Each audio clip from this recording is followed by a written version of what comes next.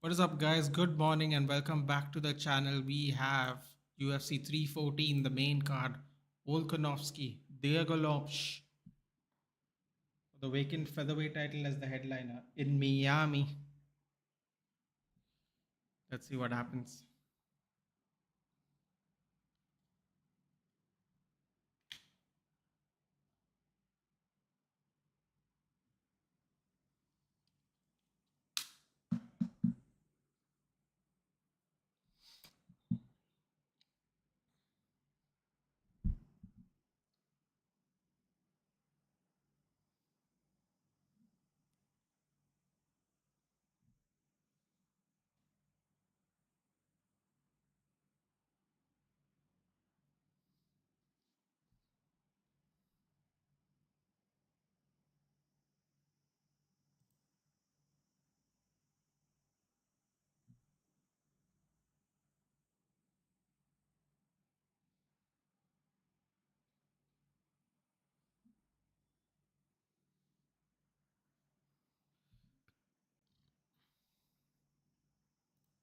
Let's go.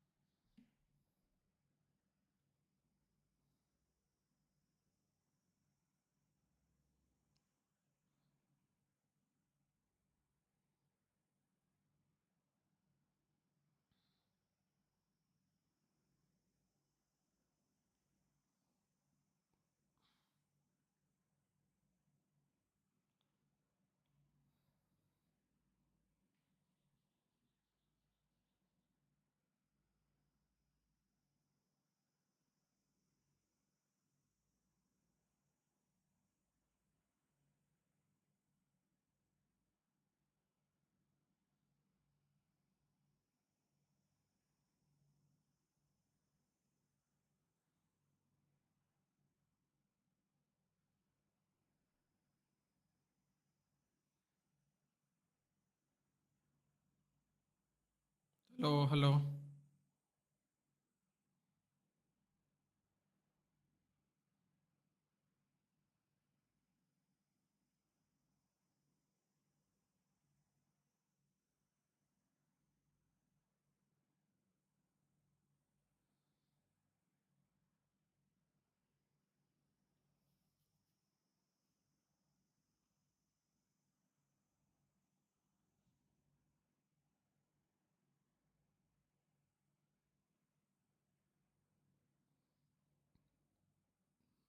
Fight's about to start.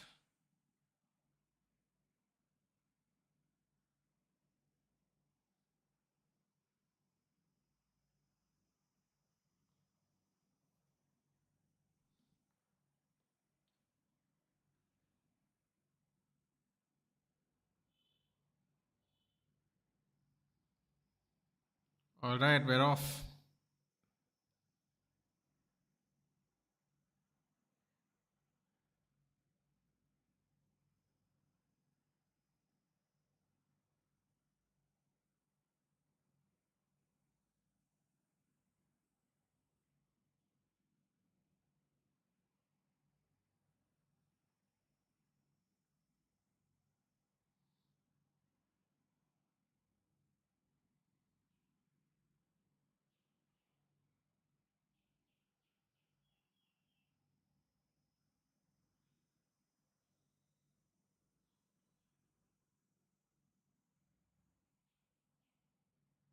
Good morning, Aditya.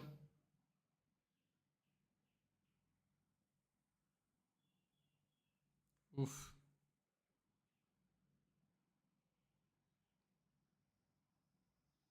Oh my God! Look at Diego Lopez with his cowboy hat and his terrible hair. The one of the worst hairstyles I've seen in my life. One of the worst hairstyles I've seen in my life. But fights like a boss.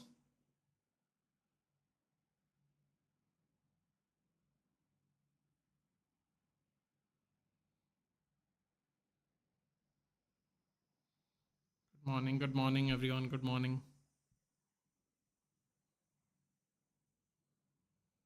My God, Miami is loud.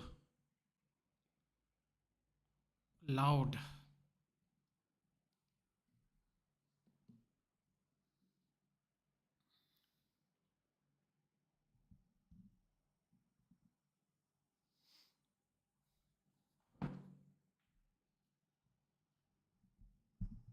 Oh, the crowds. How terrible was SmackDown?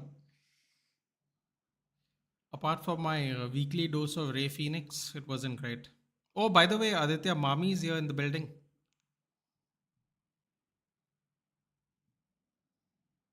Mami was here in the building.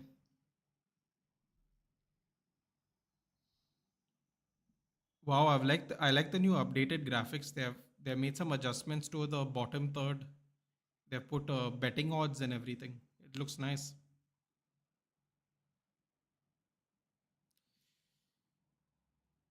Death Killer. Oh, Death Killer's come for his monthly visit for the UFCs. How have you been? Yeah, SmackDown was terrible, man. I mean, listen, dude, Aditya, but I think we had this discussion last time even, didn't we? Whereas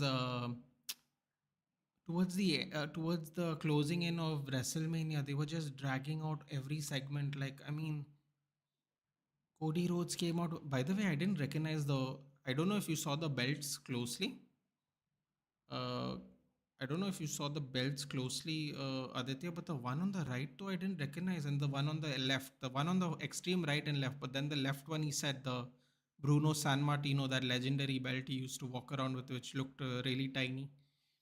But one belt, though, I didn't recognize only. I don't know where that belt came from, and he didn't even say anything about it in the end. So, unfortunately, we didn't know what belt it was. But yeah, I mean, I don't know, man. It becomes kind of a time suck towards the end of WrestleMania. It's almost like they're kind of just trying to wrap it up and not create any, cause any injuries and all. As you know, Kevin Owens got injured, so I think they're panicking a little bit. They're trying to make sure that doesn't happen anymore. Look at Diego Lopez's hairstyle, man. That's mad. Of course, you just find you couldn't miss her, bro. They literally zoomed in on her. I mean, if I missed her from there, then anyway. Can you tell the card? Okay, first we have Nikita Krylov and Dominic Reyes, so they're both ranked light heavyweights. Then we have Yair Rodriguez versus Patricio Pitbull, who's the longtime featherweight champion. Um, he's finally signed to the UFC at 37 years old, which is very, very late in life. Um, then we have Paddy Pimblett versus Michael Chandler.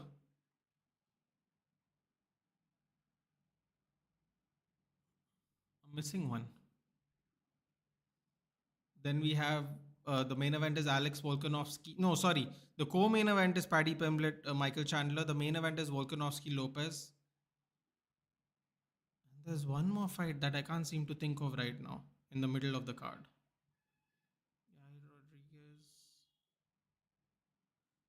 Yair Rodriguez, Patricio Pitbull. Oh, Bryce Mitchell, Gene Silva. Oh boy, Bryce Mitchell, Gene Silva. You have to watch that one too. Gene Silva is an absolute monster, an absolute monster. If Bryce Mitchell doesn't wrestle him from minute one, Bryce Mitchell is going to be put to sleep um, like Josh Emmett put him to sleep in a KO of the year fashion.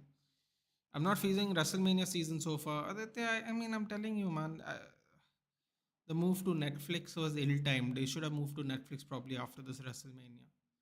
The fact that WrestleMania Netflix does not have a time limit, no, and these people are just stretching out the hours. It's a bit of a it can be a bit of a problem, dude. Genuinely, because you can clearly see they're trying to drag it out. Like this, bro. They have so much talent that they don't use, and they still try to drag it out. I mean, Karrion Cross is getting a match a week before WrestleMania when he could have just gotten a match all these weeks. I don't really and I really don't get it. I genuinely don't understand.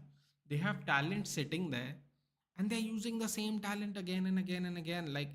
If you're going to stretch out the show, put on some other talent. Yeah, the storylines are going to be written off in a week anyway, so might as well just have proper filler matches. It's crazy because I don't know, man. This the carrion cross thing though is a proper enigma. He's just sitting around there doing vignettes the whole time and all. It's like, bro, what are we doing here? Like, let's see, be serious about it. No, this is getting boring.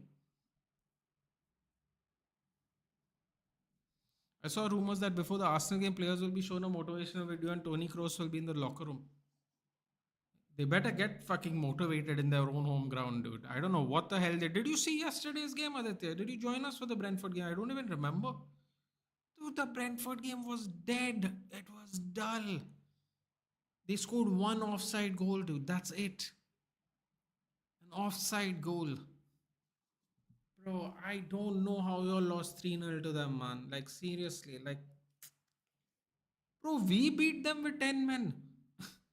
We beat them with 10 men. We were 10 men from 38 minutes. We beat them. I don't know how. How is it even possible you all trailed 3-0 to them, dude? Even if you want to say it is at home, like, so what, dude? 3-0 is too much, man. So weak card, according to me, too one-sided. I mean, Krylov and Reyes is a balanced match. Yair Rodriguez and Pitbull is a balanced match because we don't know what to expect from Pitbull because he's been in Bellator for so long. Paddy Pimblett and Michael Chandler is finally, we always say Paddy Pimblett gets cans. He's not getting a can this time. He's getting the seventh ranked lightweight in the world. If he beats Michael Chandler, he can't. There's nowhere to run for him anymore after this one. So people can't say he's ducking the matches. Gene Silva, Bryce Mitchell has been added on because a fight fell off. But I don't know if you know what Gene Silva has said.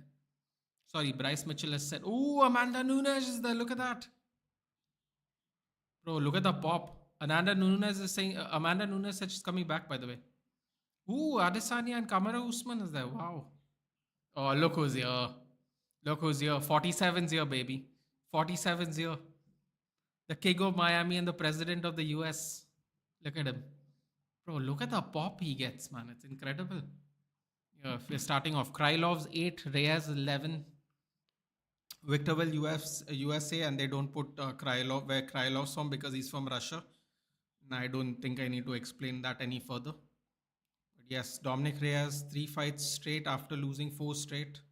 Let's see what happens. Lopes will destroy old age Volk. Bro, I'm telling you, the only person that has destroyed old age Volk is Ilya Topuria. And Ilya Topuria has destroyed most of these people anyway. So,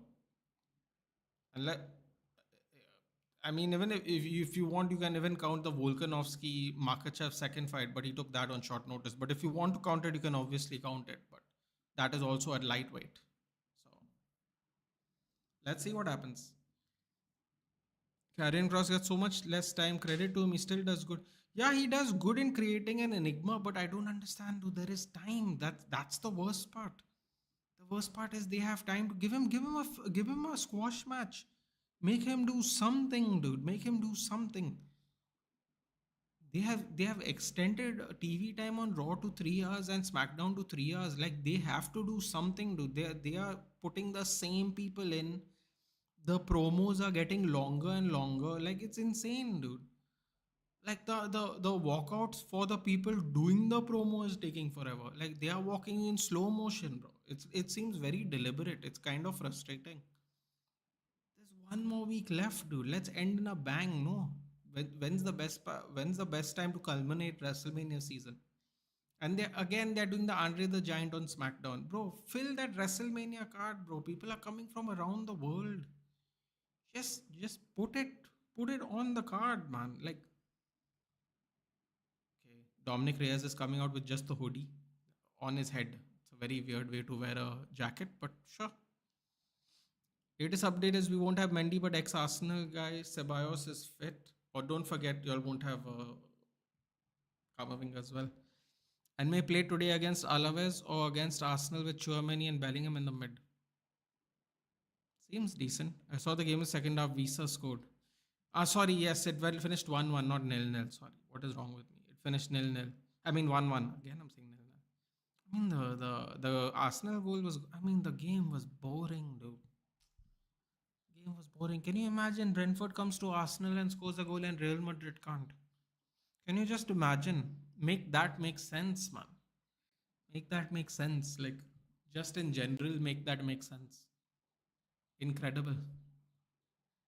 God, Reyes is holding on to his hairline, bro. Look at this. Fucking hell, just shave your head, dude. It doesn't have to be like this. Oh my god, they put the wrong graphics. Bad start, people. Bad start. They have put they have put the incorrect graphics for the incorrect person.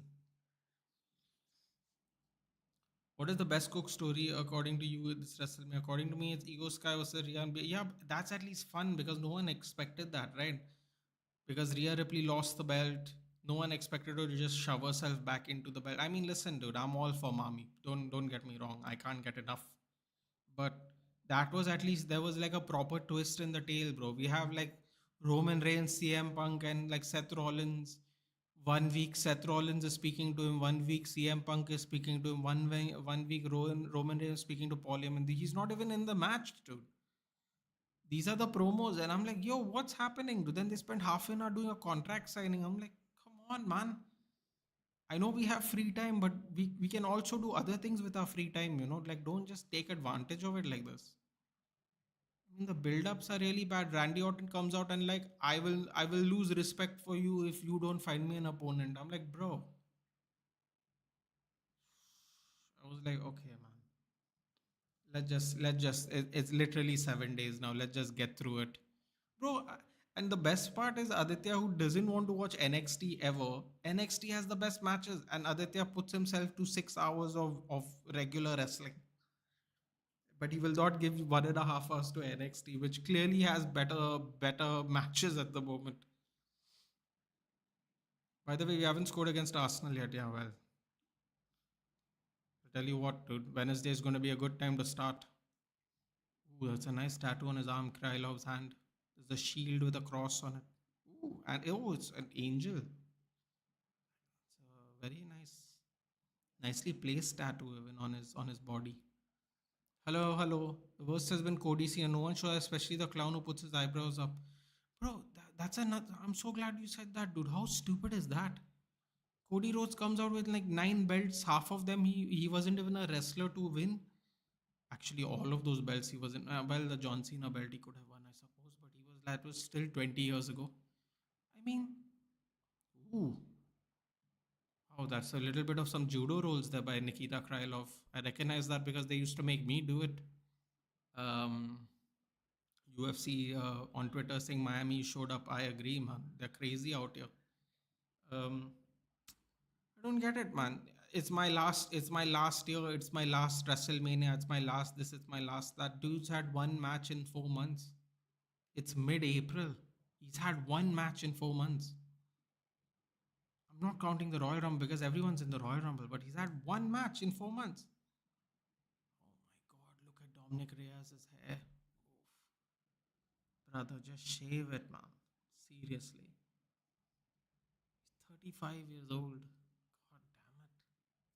His hair is clinging onto his skull, dude. This and I'll tell you, can I say something, Aditya? I don't know if you feel this way or not, but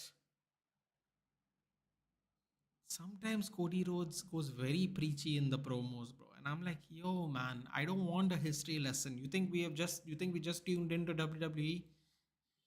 Like, like every time it feels like it's a history lesson or a lecture. I'm like, yo, man, just say you're gonna kick his ass and move on.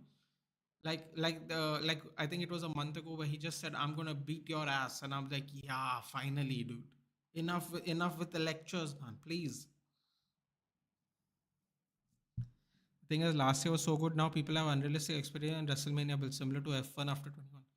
You might have a great point, that killer, but they can still do better than what they're currently doing. I think that is what me and Aditya are trying to say. It's not even necessarily of how it culminates at WrestleMania. Karrion Cross is the best example. Or what you said is the best example. Io Sky, Rhea, and Bianca shouldn't be the best storyline tying up WrestleMania. It shouldn't be, with respect to all of them. Everybody knows I love Mami. I make no secrets about that. But it should not, in theory, be the best story culminating at WrestleMania. Oh, look at his hair, man. Wow. Guys, remind me. If I'm still doing YouTube and I'm balding, just remind me to shave my head. Just say, Nathan, swallow your pride and shave your head. Just Someone give me a humbling reminder. Um, I mean, they can definitely do better, dude. I mean, they're going 3 hours. If they're going 3 hours on both channels, they surely should have the roster for it. This SmackDown they brought in Roxanne Perez, which I thought she should have. I think she's going to make the move. By the way, after Stand and Deliver, I think she's going to make the move to the main roster. I think it's very obvious now that she is. Uh, I don't know if it's going to be as she is going to be as popular in this roster that she is in NXT, because in NXT the people love her. But still, it's like you're bringing out NXT talent to fill in. Like, what are you doing with the talent you currently possess? What are you doing with it? Like, they could have easily used one of a Raw superstar to come interrupt Tiffany Stratton. Like it wasn't it wouldn't have been that difficult to do, especially when they used ten women in the tag team gauntlet match at the beginning of the show. That was 10 women wrestlers that could have easily, one of them could easily have fit in that match with Tiffany Stratton. But they decided to get the NXT star, and I'm like, yo man, what's happening here? Sean, don't give them your talent, they'll just destroy them. Seriously. I'm a big NXT guy, man. How bad was yesterday's Orton? That's what I was saying, na. That's what I was saying. There, it was just terrible. If they're building up to all this and Orton, just let him have an outburst and challenge him to a match. Like, they started out the thing with, oh, I'm going to be professional and I'm not going to do anything, but come on out, Randy Orton. I'm like, okay, but yeah. Oh, Nikita Krylov is looking very active today with overhand rights. Reyes is looking really slow, man. Oof, lovely leg kick there by Dominic Reyes. Even the crowd doesn't cheer for Cody. Yeah, because they are preachy, bro. They're not promos. They're preachy. Like him and Cena. Like the first promo was good, Cena. Then the second one, it became preachy, dude. In Belgium, I'm like, yo, man, come on, man, give us a break. Just bring. You know what he doesn't. You know what the problem is, Aditya. He doesn't want to bring out the Doctor of Thugonomics, and that's what he should do. If he was turning heel, he should have done it with the Doctor of Thugonomics. The music would have given a pop. He could have said PG-13 stuff, because that's what he used to literally do 20 years ago. It would have been, it's such a tap in, but he doesn't want to bring in the Doctor of Thugonomy. He's like, I can't rap. I'm 45 years old. I don't want to rap. I'm like, bro, what you're currently doing is boring as balls. Bring the raps back, or at least bring that persona back. This is boring, dude. I'm doing it for me. I'm not doing it for any of y'all. I'm like, come on, man. Come on. Please. Fucking boring talk. And he's like, Cody even was like, he choose. Oh, what a finish by Dominic Reyes. Oh, wow, he stepped into it. He stepped into it. Oh, man. Hard luck for Nikita Krylov. Hard luck for Nikita Krylov. Dominic Reyes will be eighth.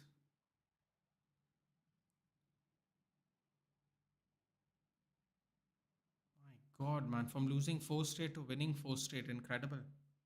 Some people thought he beat John Jones.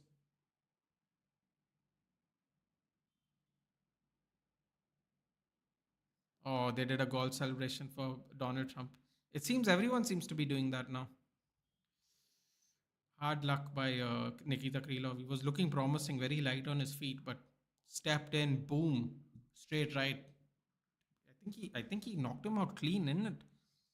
Yeah, he was just dart. Oh, straight left cross. Oh, he was out. Extra punishment. Yeah, he was stiff. Yeah, he was. Look at that man lunging. That is bad, especially for someone who was like clearly lighter on the feet.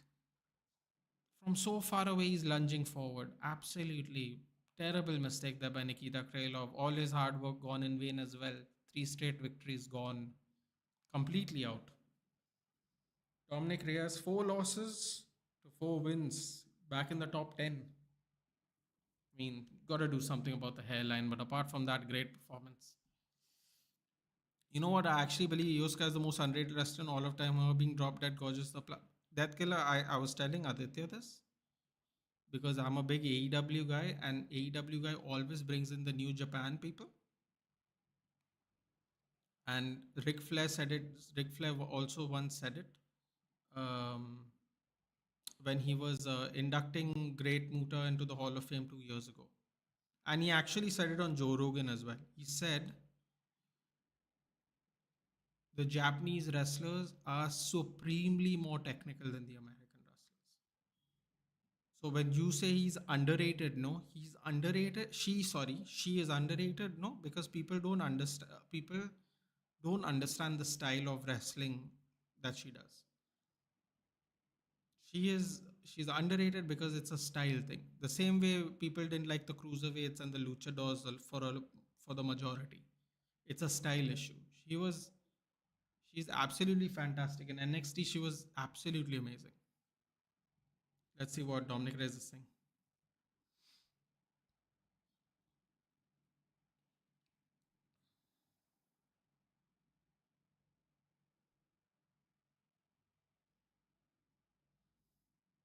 Wow, he's never been knocked out.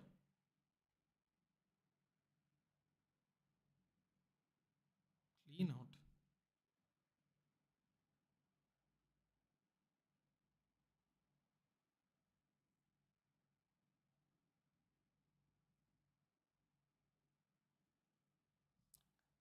You know what's funny? If you see his record, he's 15-4. He lost those four straight. First match was was John Jones. So he was 11-0. Then he loses four, and then he wins four. Crazy.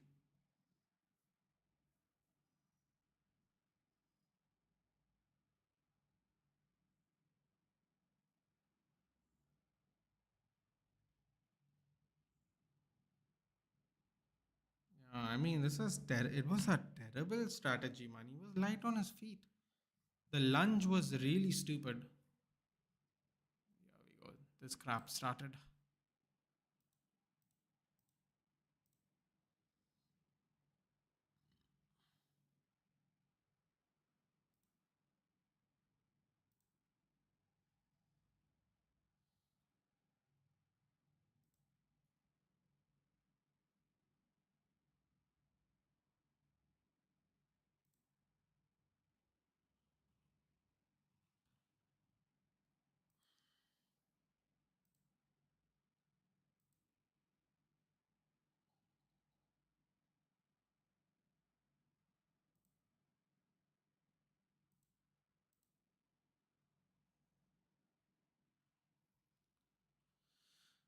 Sorry, I'll go back to reading thing.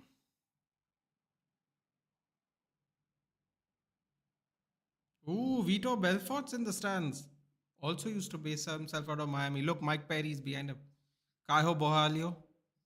He's about to watch his teammate knock out Bryce Mitchell. Trust me, he's going to knock him out. Oh, look at this. Henry Cejudo. Look at Aljamain Sterling. Oh, look at this. Merab. Oh, Justin Gay. Wow, there's a lot of fighters here, man. There's a lot of fighters here.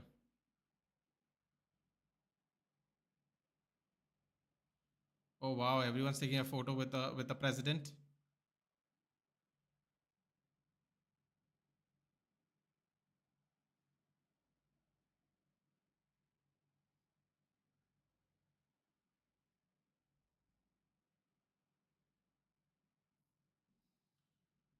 Oh, wow. They're going to Azerbaijan. Hill versus Roundtree Juniors. June 20. Bro, look at Azerbaijan. Let's go, baby. Look at this. My friends have gone actually. One of them, they told me it's really cheap. Bro, look how epic this place looks, man. Look at that dome by the water. Whoa. Your boy's gonna get a Azerbaijani wife. Sounds like a weird thing to say. Here we go. Knock this Nazi fool out, bro. Look at this. They're calling him a neo Nazi and a Hitler sympathizer. Oh my god. The boos are going to be crazy now. Just watch. I don't know if you guys know the backstory of this fight, but it's insane. And Lord John Silver's coming out, bro. He's gonna cry or something. He's a bit of a crazy guy, actually. Guy was smiling when I said I will RQ your wife, Mickey James. Yeah, I know. It was really weird, dude. It was just a lot of weirdness happened on SmackDown today. I mean, yes, what is it? Yesterday, yeah. Not Nathan. Sorry to say this. You said Gunther is bad. I strongly disagree. Jey Uso, yeah, but Jey Uso, dude, you have to understand the Jey Uso singles pop is something we never thought was going to happen. Gunther has spent the better part of the last 8 years channeling his promos to be a singles star. I don't know what he used to do before, but from NXT UK to now, right? Jey Uso was always supposed to be a tag team guy, right? Like remember they used to not do promos when they were the Usos, dude. They started experimenting with their promos as they became, the longest trading tag team title. But still, it's different when you promo for yourself and promo for a team. You have someone to back you up in the talk. Uh, I wouldn't say he's worse, dude. I would say he's with the lingo, so everyone loves him. Would I call it acute storytelling? No, I would not. I would not call it acute storytelling. That's for sure. And I'm so happy the Hall of Fame is going to be live on YouTube, dude. I can finally watch it for once. I can't watch it. I'm really happy they are going to stream it on YouTube for once. I can't wait to watch one of my favorite wrestlers get inducted into the Moment Hall of Fame, bro. Two of my favorite wrestlers, bro. Can you imagine? Can you imagine?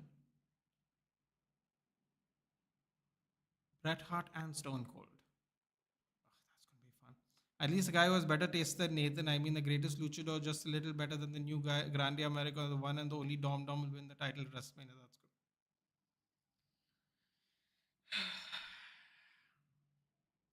Bryce Mitchell time. Let's go. Can you tell the backstory? I wish you didn't say the first sentence, Death Killer. The real Uso were the ones who used to dance. Bro, I wish they brought that back, man. Because it's a cultural thing. It looks cool. Who are the two? Wait, who are the two what? What did I say? I forgot what I said. Just please remind me what I said. Um, Hold on a minute. Someone else going in the Hall of Fame? Okay. Who's in the new Hall of Fame? I'll get back to it, guys. Let's see if I can guess. Let's see if I can guess. Oh, Amanda Nunes.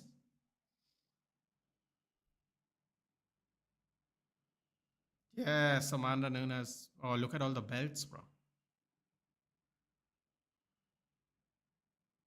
Who are the two? Bret Hart and Stone Cold Steve Austin. I was a big Bret Hart guy, dude. I loved it. I loved him. It was so basic technical wrestling. People don't even do those moves now. Tell me something. When is the last time you have seen someone do a side Russian leg sweep? I've not seen anyone do it in at least 10 to 12 years. Bro, I mean, it was a technical masterclass every week. Every week. Incredible. Bro, look at this. Amanda Nunes, the bulldozer. Oh, see that leg kick, bro.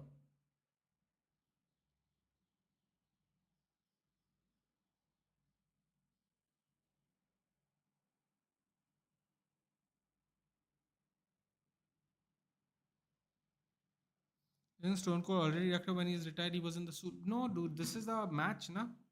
They have become like the UFC now.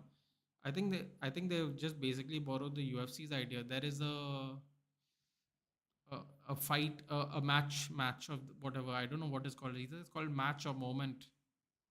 Yeah, Hall of Fame match. So this is like there'll be a new wing, I guess. Now it's going to be the match wing. First, it was the non-wrestler wing. Then it was the Warrior Award winner wing. Then it's the wrestler wing, and then now there'll be a match wing. And they get an inductor for the match, yeah. I think, but I believe it's called Moment or something. Oh look, Amanda Nunes is crying.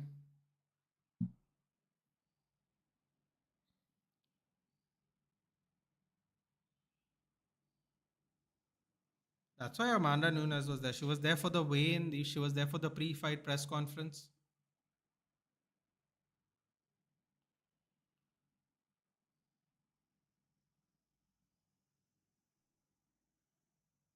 She's crying.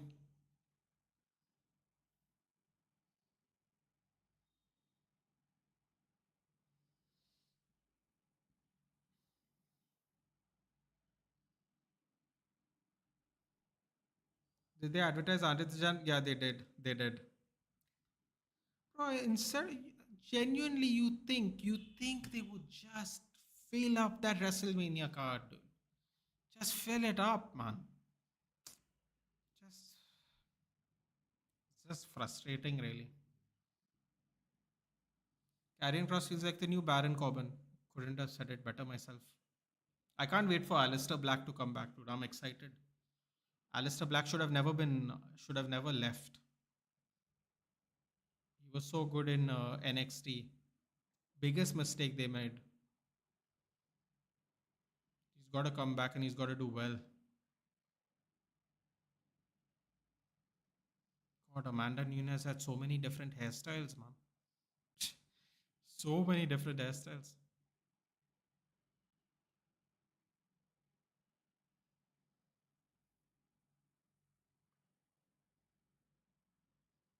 My God, she had frightening power, but Amanda Nunes had frightening power for a woman, for a 60 kilo woman. Frightening power. Amanda Nunes, modern wing.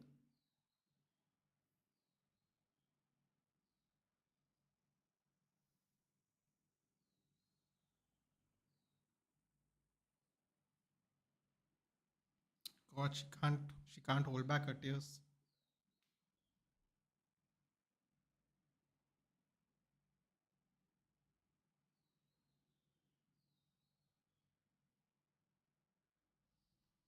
She's really upset. She's crying. She's saying, I can hear her. She was. Oh wow, she did not know.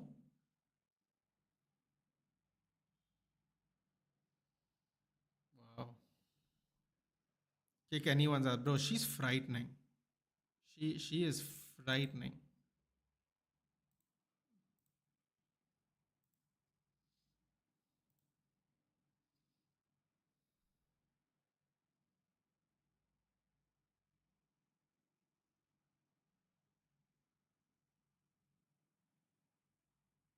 Dana White goes to hug her.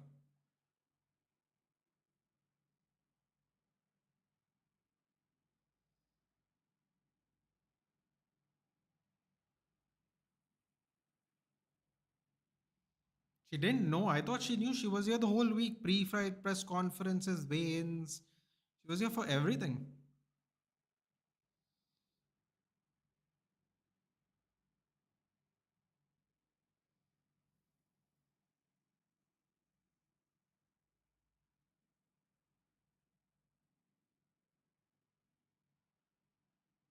Look at this. Here we go. Look at this. See, this is what I was telling you, Death Killer. 18 and 0 last year. Carlos Praches 4-0, Caio Borralho 7-0 in the UFC, 4-0 Gene Silva, Mauricio Hufi 3-0. This is since they have all joined the UFC. 18 and 0. Currently undefeated. Us plus work equals UFC champ. Nerd project. Oh, I'm really excited for this one. Why are there bots? They come for the UFC one every time, bro. I don't even ask me why. I couldn't tell you. I could not tell you. Yeah, could not tell you. Did you watch live? Sorry, did you watch Liv Morgan and the Greatest Lucha? Yes, dude. They came on the Untriggered podcast. I watched it. I don't know if you watch Untriggered, but they came on the Untriggered podcast. Look at Gene Salva, dude. I'm telling you, he's going to bark. He's going to cry. He's going to do everything on the way to the walkout. Just watch. He's in the most. He's the most intense person I've seen do a walk for a walkout. It'll be interesting to know who Grande Americano is. Yes, sure it would be. Best induction was Kane. Yeah, that was quite wholesome, wasn't it? But the Triple H one, I mean, they could have done better, bro. The Triple H one, they could have done better at the Netflix announcement in the headquarters or wherever that stupid building was. I mean, they could have done it better. I don't know. They could have done that better, though. I feel at least. Although Shawn Michaels definitely should have been there. That was cool. By the way, Aditya, you're too young for this. And I barely saw them myself because I don't remember. I was too young. But do you see the natural disasters, bro? The natural. Look at that. Oh, did you see that finish by John Silver? He's telling the referee to stop the fight. The referee's like, nah. The guy's looking at the referee to stop the fight, and he's like, "No, continue beating him up." Um, the natural disasters, dude. Earthquake and typhoon. Ooh, that's a real throwback, dude. Earthquake and typhoon. Oh wow, Megan O'Leary is pregnant. I didn't know that. Congratulations, Joseph Benavidez, former UFC title contender's wife. Isn't Gabriel Grande? He is, dude. No, Aditya just joking around. I mean, they're not even trying, isn't it? He wears the same kind of gear and a mask. Oh, look, here he is. Oh, look at this. Look at this psycho. Look at him. Look at him. He's just crazy looking, bro. Hey, lady, don't push the pregnant lady, you fucking weirdo. Bloody giant donkey. Just push her. Yeah, we get it, dude. Your security. Calm down, man. Jeez. Oh, he's not crying. Oh, don't start crying now, dude. It'll be weird. Bro, he looks crazy. Look at him. Look at him. Just so intense.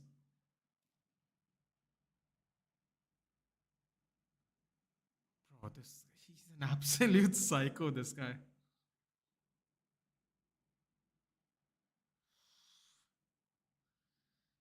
This man would not do very well in Goa.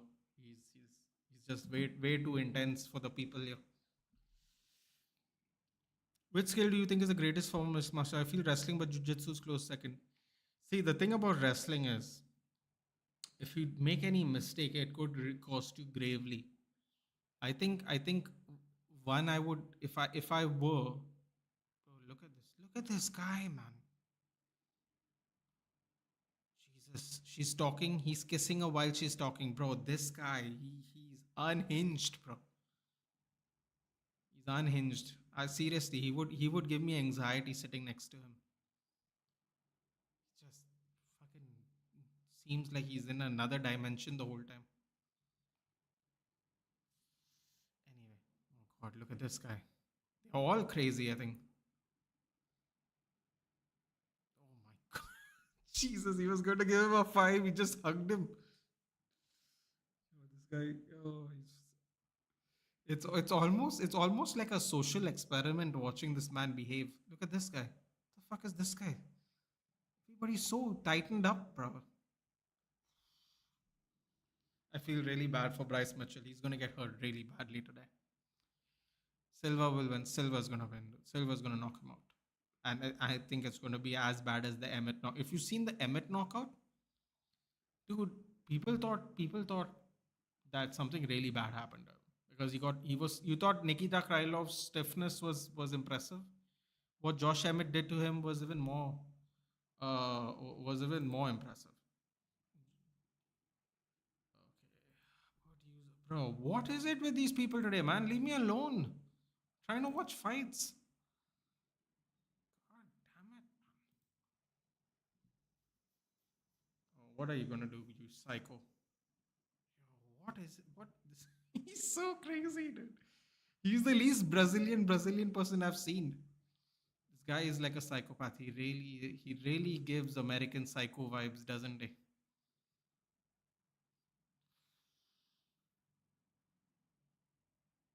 Oh boy, he's waiting by the cage. This guy.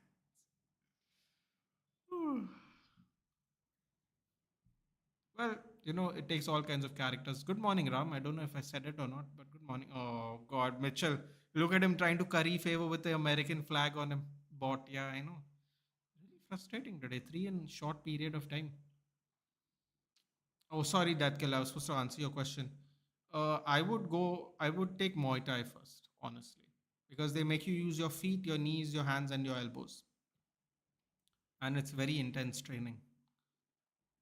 Probably not when you're a starter, but towards the end when you try to become a pro.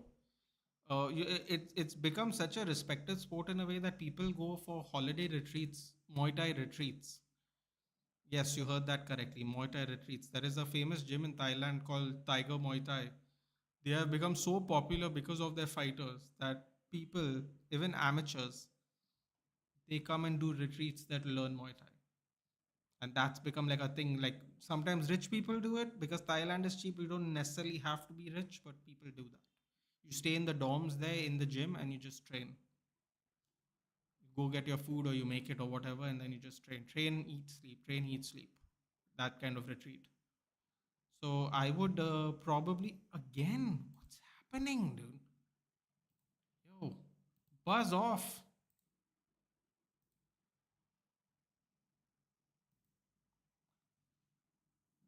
Good morning, Dhruv. Nothing much. A very very good first fight. I'm in a very good mood already. Do you think they will bring Hogan to WrestleMania?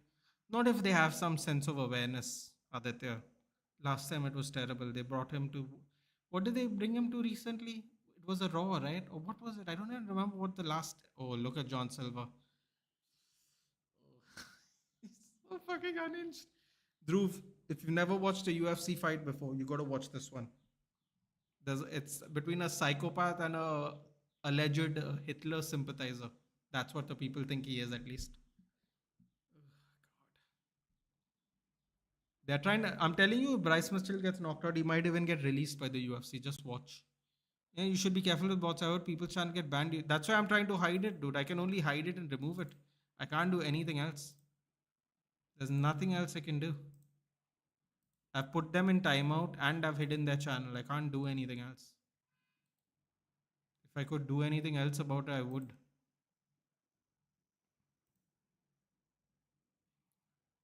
Just don't cry, cuz. Oh, it looks like he's going to kiss. It looks like he's going to kiss Bruce Buffer. Oh, this is so crazy. Look at him. He's holding Bruce.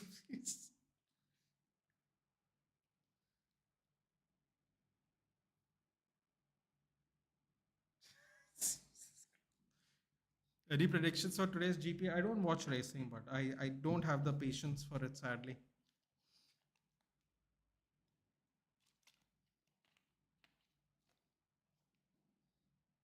That would be correct, that killer. That would be correct. You know, oh, look at this. He's doing the cross. He's also crazy, dude. This guy's also crazy. He's also crazy, bro. There's two crazy people fighting now. You know who I would like to face? Orton. But Orton has to win. Music hits that Faber comes out. What is this referee? Looks a box breed of Hogan. Sorry, mixed breed of Hogan and Steiner. He's Mike Beltran and he has a wonderfully long beard. He's put, believe it or not, it's put in his shirt. He has a long beard. Oh, he doesn't want to. He does. Oh boy, look at this. Oh wow, Bryce Mitchell is charging him down. I didn't expect that. Oh, he's telling him to. Oh, he's telling him to take him down. Look at him.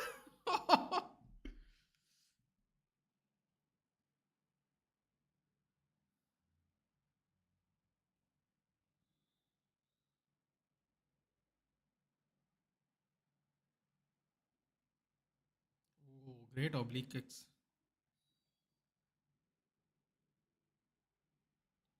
Great oblique kicks. Yeah.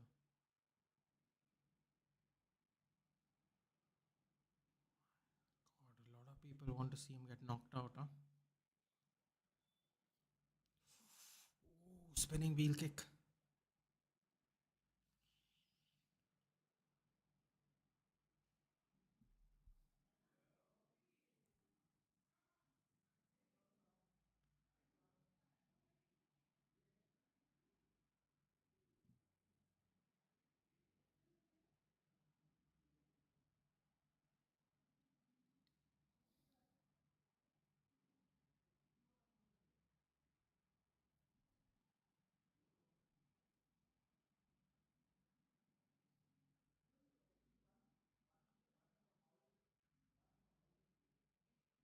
My God, there's a lot of tentative behavior. Come on, psychopath. Ooh, that was a nice leg kick. Nice leg kick.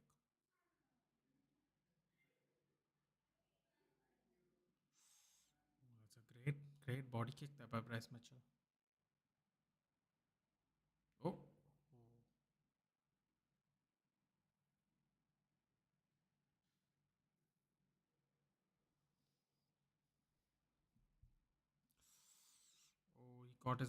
caught his leg there.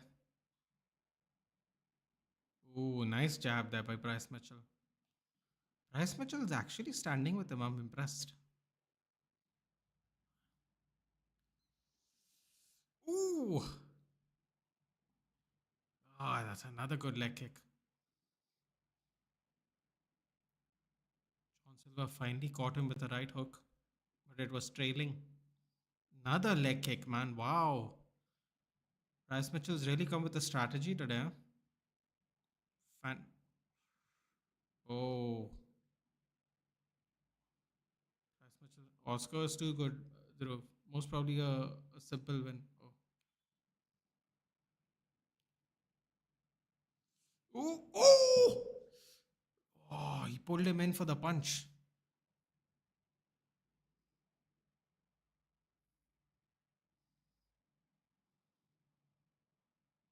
Oh, he's finally dropping down for a takedown. That was the entry was too far in, man.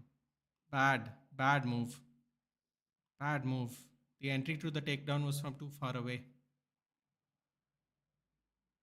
Too far away. Back on the feet, circling around. Oh, Mitchell's doing the same thing Krylov did. He's pushing his full body forward while trying to hit that punch. See, he did it again. Got caught on the counter there. Ooh! Jumping axe kick. What a spin. Wait, he's looking at Wait, who was he looking at? Oh! Spinning hook kick again. Circling him. Oh, that's a great takedown. That's a great. Oh, does he got him in the guillotine? Oh, he's setting his legs over. He's got the guard. He's gonna pop over though. He's gonna looks like he's gonna pop. He's not gonna tap. He's gonna pop. He's gonna pop. He's gonna pop his head. Wow, look at that. Look at that. Oh, he's back in.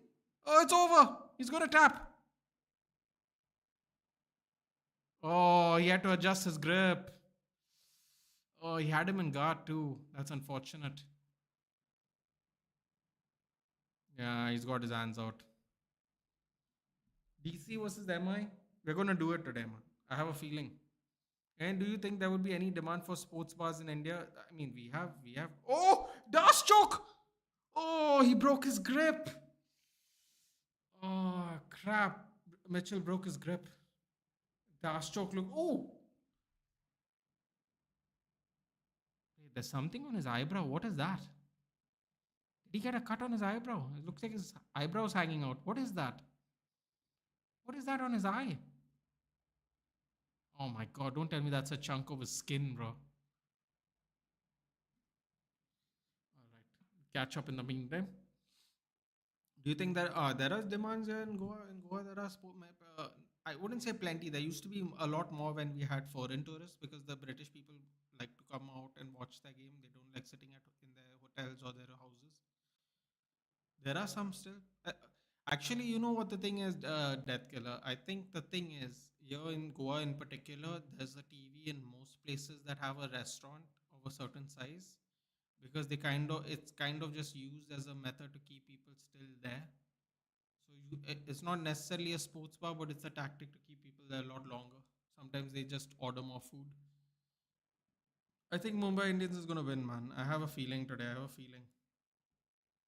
Getting closer a couple of times. He doesn't want. He doesn't want a fist bump.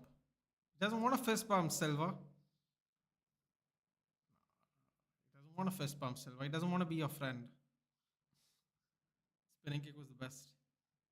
Bro, you had to see Mauricio Rufy 2 weeks ago do the same thing and knock someone out clean. Ooh, it's a nice hook kick there, but it missed there. I'm actually quite impressed by Bryce Mitchell's striking. He never showed up. Oh, oh! Tell him to get up.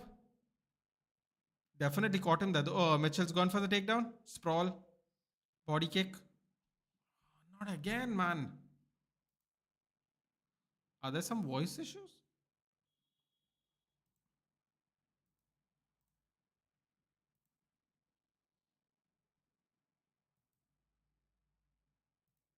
I don't think so. Everything seems okay on my end, yeah.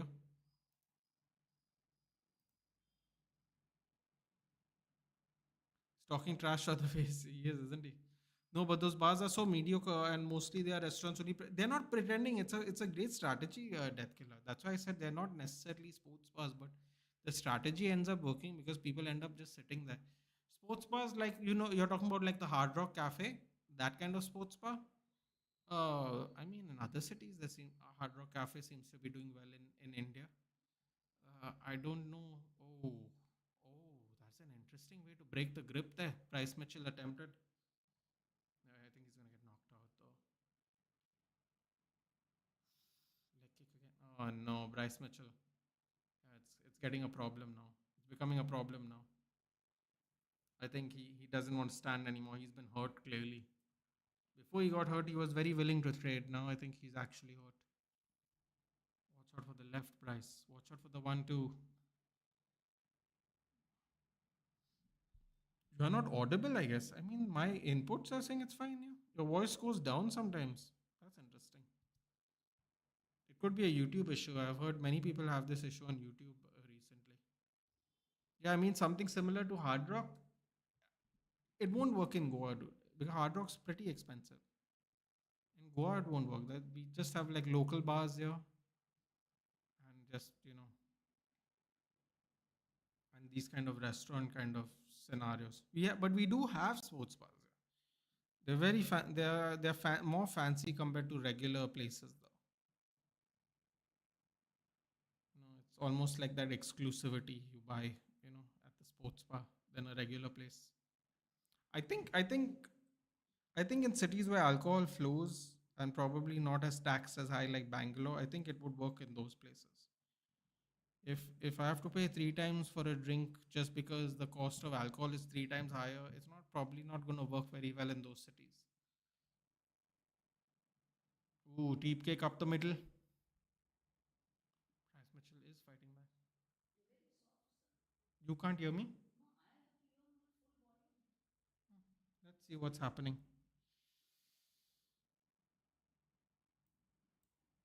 Maybe this is better now. I don't know why it's so soft actually. That is definitely interesting. Seems okay on this end here. I'm not really sure what's happening, but okay. Let's hope that does something.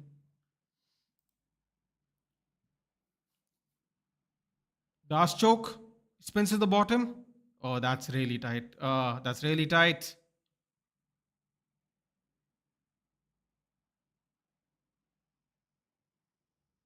Oh, I think he passed out.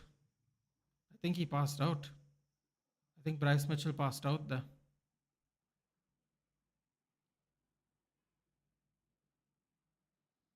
See that? That's Secret Service, by the way. That bald guy, that is Secret Service.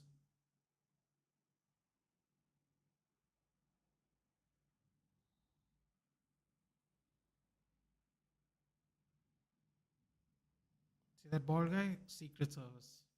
Apparently, he comes with at least 30 to 35 Secret Service people.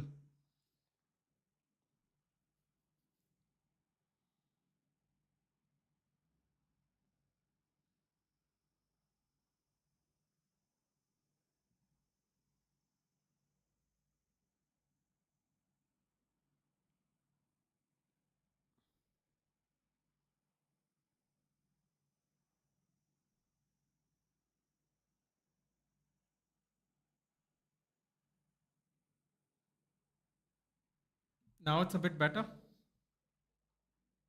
Not really sure what's happening, to be honest. Let's see. Hopefully, it'll get better. Said Mitchell will win. I told you, no, dude. I didn't say. I said Mitchell will get knocked out. I never picked Mitchell to win, dude. I never picked Mitchell to win. Did the psycho guy break it? No, what he did was okay. I'll show it to you here. So Bryce Mitchell spun, and then John Silver decided to put his chest. So what happens is when you do this, right? You're squeezing, and then what happens is then you put your chest on his head, and then it compresses the squeeze even more. It compresses the squeeze even further. So, as you saw, the tap happened when John Silver put his chest over his head and pressed even further down with his chest, not his hands. So, it just compresses it completely. And he was already exposed because, as you can see, before he turned into the choke, his neck was fully exposed, which basically means you can put how much squeeze you want on it because there's no block, he's not tightened up. That's what happened.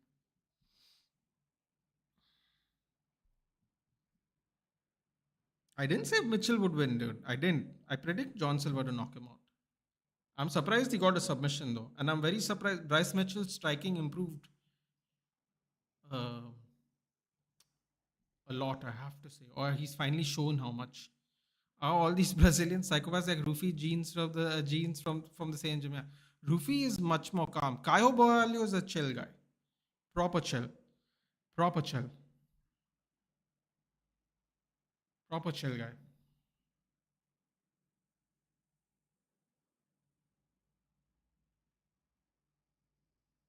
This guy's a psycho, dude.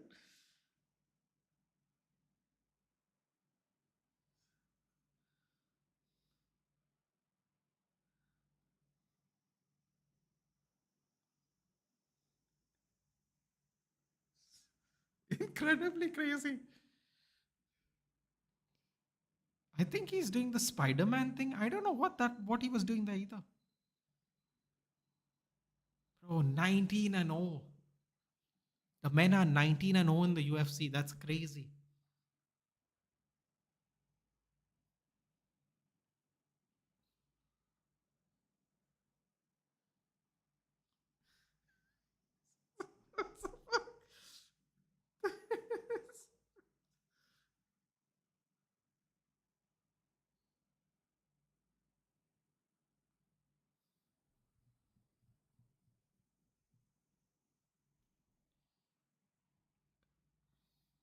It's insane. Spider-Man just became bald.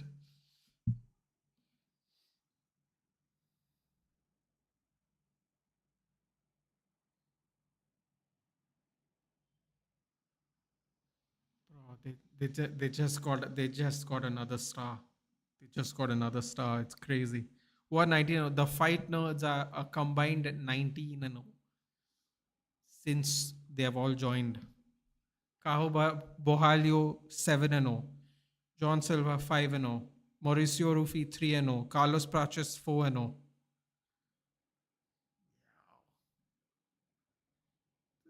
That's crazy, man. 19 and 0, 19 different opponents, no losses. Four weight classes. Here we go again, dude. Yo, why are these people bothering me today?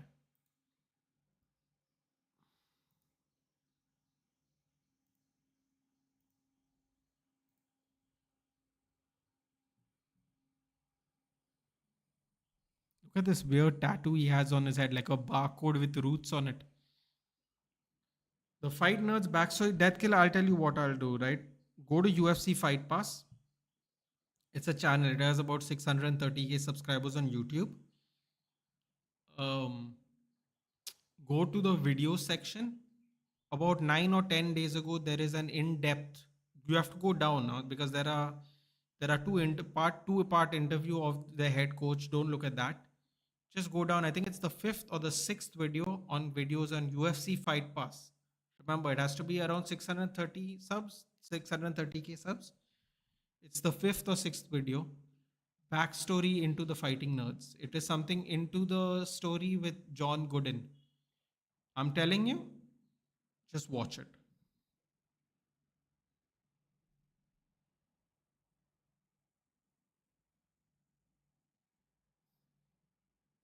Just watch it. Just watch it.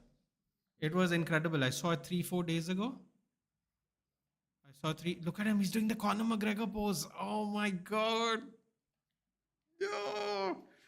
These people are insane, dude. Zach Efron's here. He looks a lot less juicy these days. Jackson Smith and Jigba. Seattle Seahawks wide receiver. Wow. Oh, look at this. This is the next. This is the title fight. Look at this. This is the next title fight.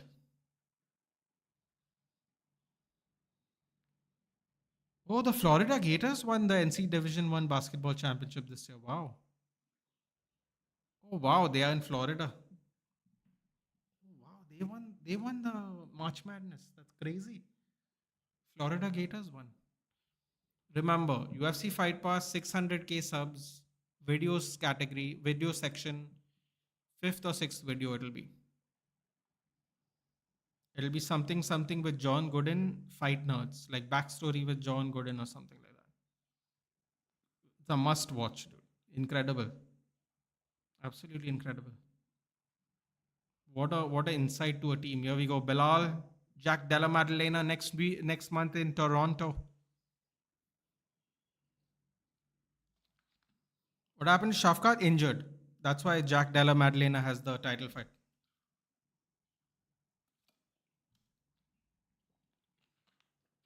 I think he's out for like 9 months. He was supposed to get this title fight.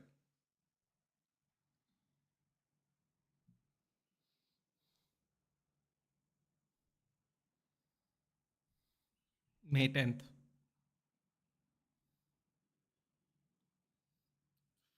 See how he dumped Leon Edwards on his head, dude.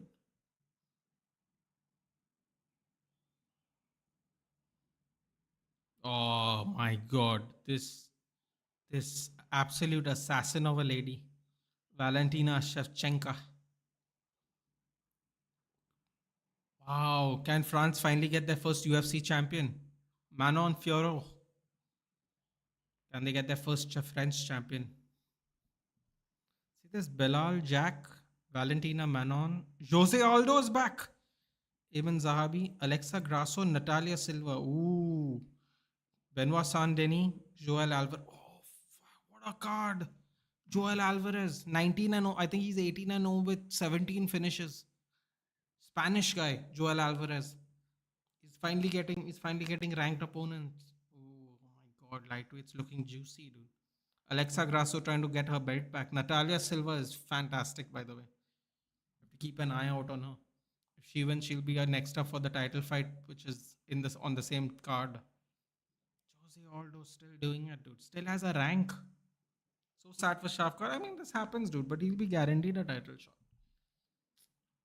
He'll probably be guaranteed a title shot if he, as long as he comes back within this year. I think he'll be guaranteed a title shot. I don't think they're going to wait forever to give him his chance. He might have to take a fight otherwise. Wow, this card is also good, man. Belal Jack.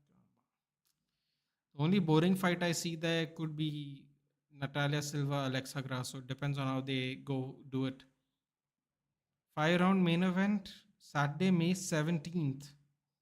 Gilbert Burns versus Michael Morales from was it is it Colombia or Venezuela? I think it's Venezuela. Michael Morales also upcoming fighter. My God, that's a tough fight. That is a tough fight there.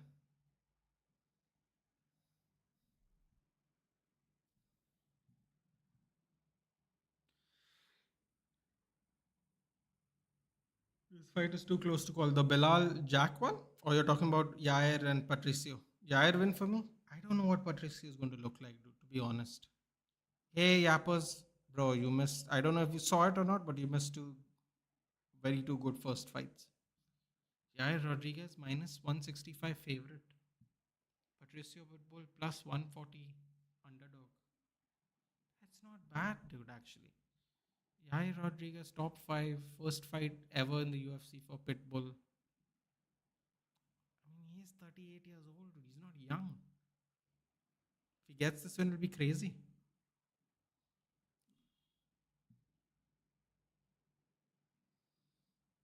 Pitbull brothers.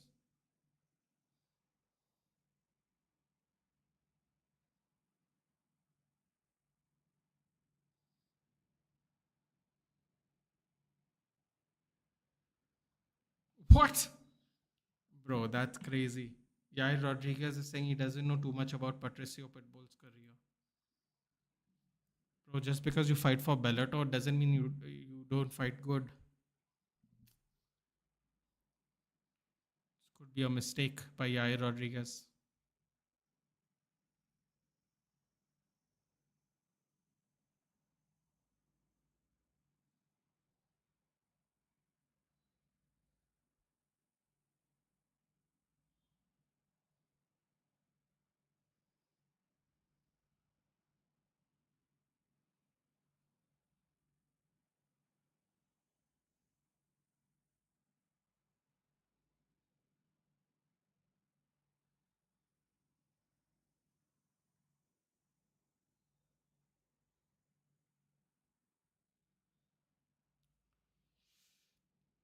Man, my area electricity effed up. Where are you? Where are you based in Yapos? Valentina, Shafkat, Mofsar, Usman, and all. 19 and all.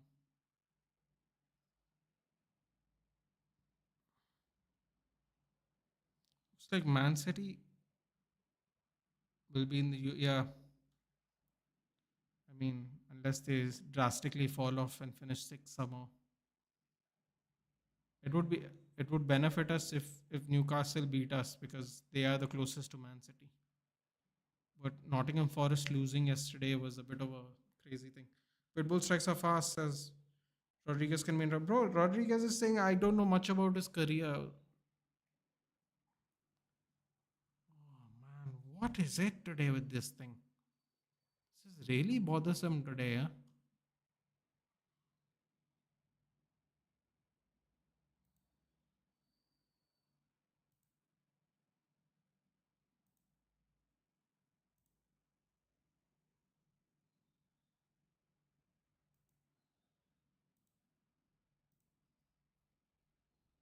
Do put a like, guys. Do put a like on the stream, please. That does help.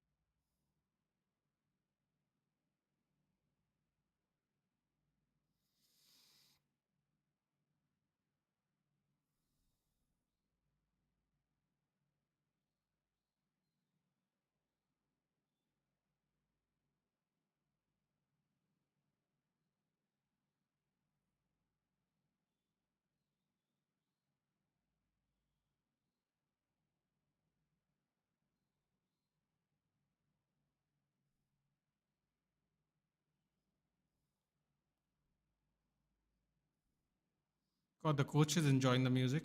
Based in Lucknow, there are rain problems. Just so you know what happens next. Yeah, of course, dude. Happens like that in Goa too. I mean, our monsoons are horrifying.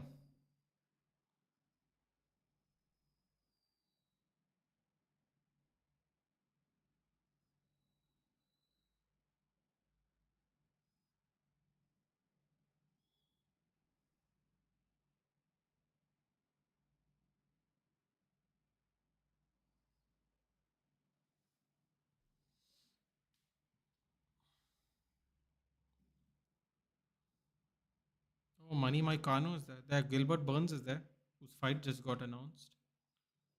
Bro, there's so many fighters based in Miami. There's so many people. Famous people suck. Israel Adesanya is wearing a hoodie saying famous people suck. It's a very appropriate song for a debut, I suppose. Patricio Pitbull finally in the UFC cage is beautiful to see, but Yair ain't no joke. It's going to be a spectacular fight. Don't blink. By a gentleman named Korean John. Korean John.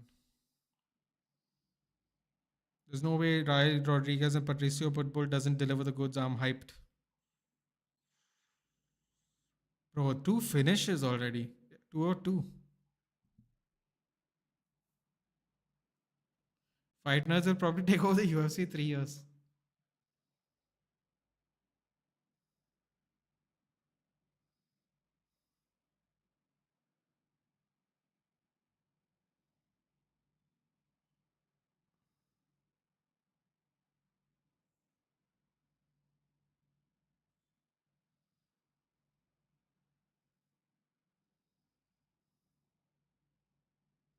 Oh, Juliana Payne. Oh, they fight. They're based in Chicago, right?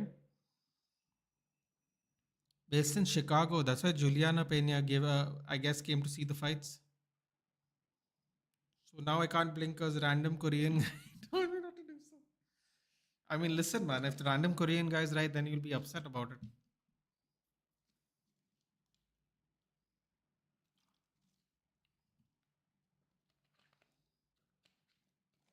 That's another way to look at it.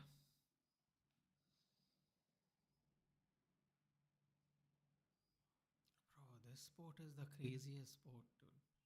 Seriously. That John Silva fellow, my god. If you had energy like that, no, you have to put it in a bottle so you can sell it to people, dude. So intense, dude. People would run away from him in Goa. Seriously. So intense.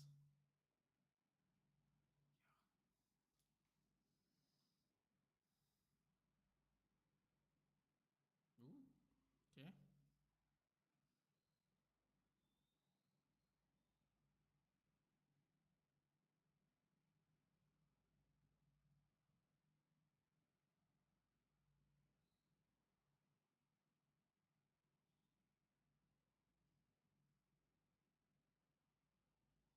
37 years old. 5'11, 5'6. 4-inch reach advantage and 5 inches height advantage.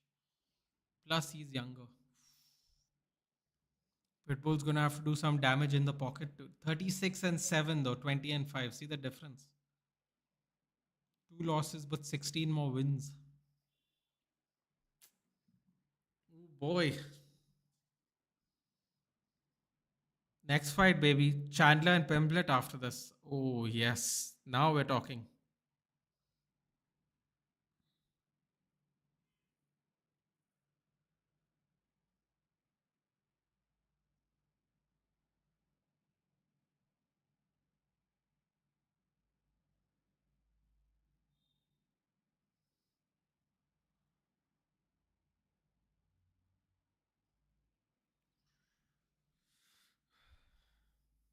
Try not to blink.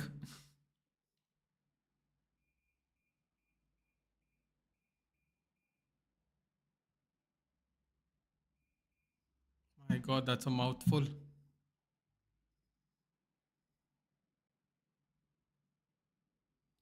at that giant dude. Volk first round embarrassing loss incoming. Oh. Death Killer, you sound like a bit of a hater today, man. What's happening? First round? Come on, man. First round. Even Topuria couldn't finish him in the first round. Paral Chihuahua. What's this dude? He's in flow mode right now.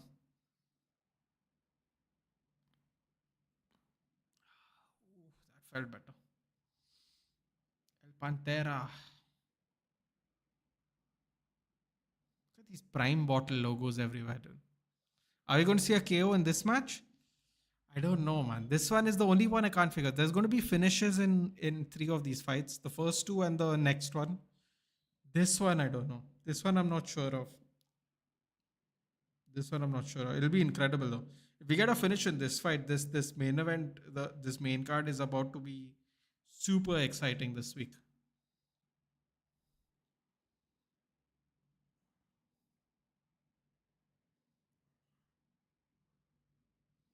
Joe Rogan saying Yair Rodriguez is looking the best shape. I'm a Max Holloway fan. Oh yeah, it is what it is, dude. Who doesn't love Maxi Baby, dude? Come on. What kind of soul do you have if you don't like Max Holloway, dude? You have to think about that one. My fellow island boy, dude. Yeah.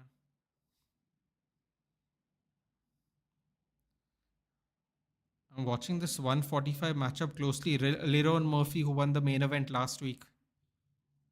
The Miracle. Watching this fight closely. I mean, I don't know why he would fight. Why would they fight him? But let's see what happens. Oh boy, there's a big speed discrepancy. And did you watch the Ronaldo second goal? Is it the Ronaldo second goal from Al Nasser? No, man, I didn't. I can definitely do that. I mean, Korean John told me not to blink, I'll give it a go. I'll give it a try.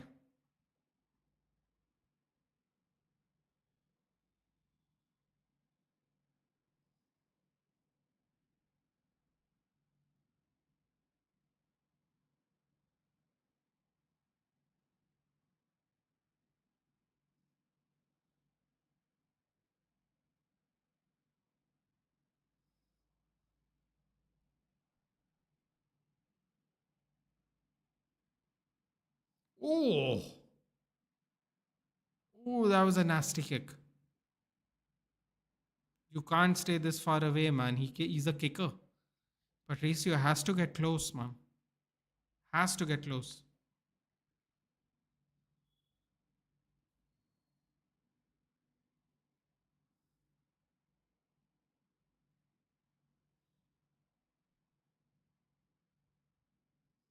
Yeah, I agree. Started too slow, man. Al Nasser versus Al Riyadh. I've never even heard of this team. Al Riyadh. Okay.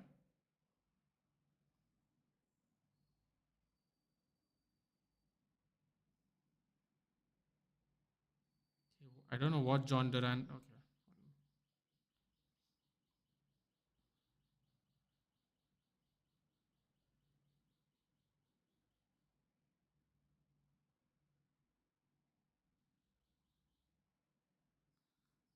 Okay.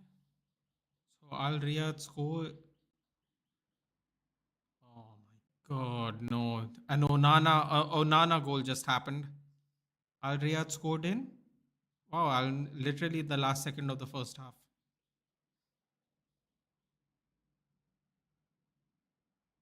Okay. Free kick.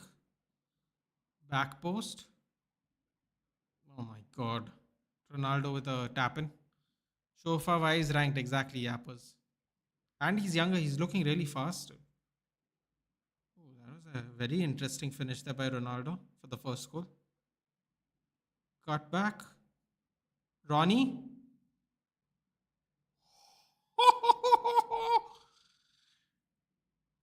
Sue. Volley from outside the boxer. When's the last time he did one of those? When is the last time he did one of those? Oh, off the post ricochet too. Nasty. Nasty. 10 minutes extra time. Okay, what happened here? What happened here? Oh, he slaps John Duran on the head. Oh my God, he slaps John Duran on the head.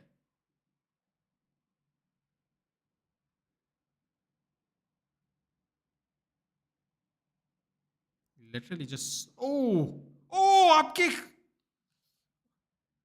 Oh, oh, oh, oh.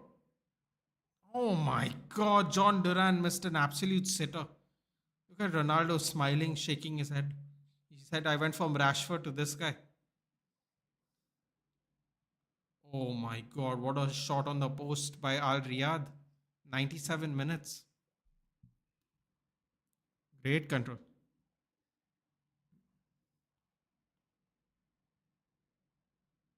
Oh, Duran. Terrible.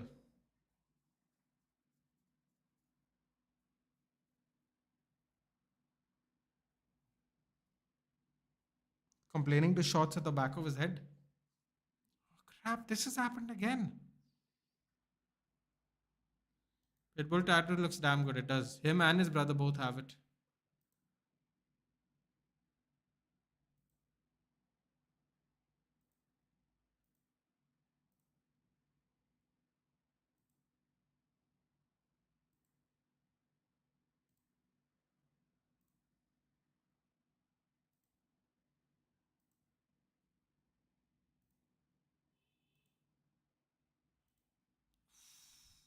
What a kick.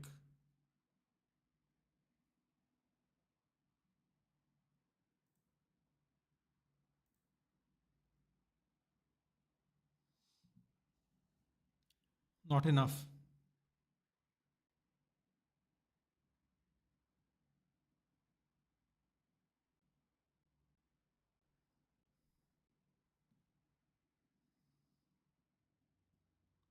Two shots in every can.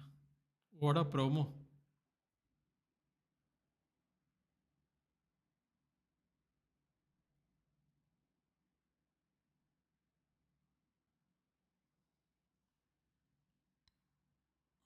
You have to close the gap, man. He's going to kick. Okay, he's loading up on the kicks. He has to close the gap. Woo! With a kick of his own.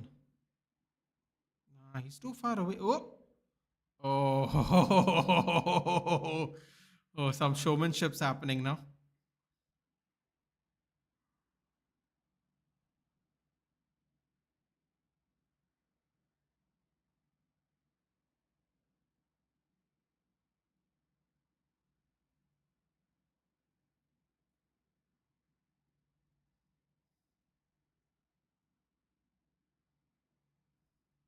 Oh, step and shovel hook. Oh, another left hook. Yeah, man, you gotta close in the gap, dude. Look, see, he's gonna just keep him at range with his kicks. He's gotta close in the gap. Patricio Pitbull's complaining about a cup shot now. That's interesting. Didn't look like it was anywhere near his cup.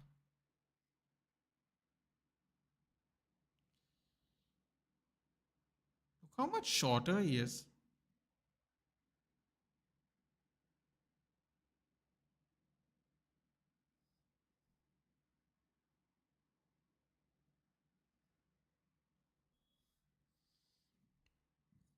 Credit to Aston Villa, quarterfinals of UCL looking to qualify for next season as well.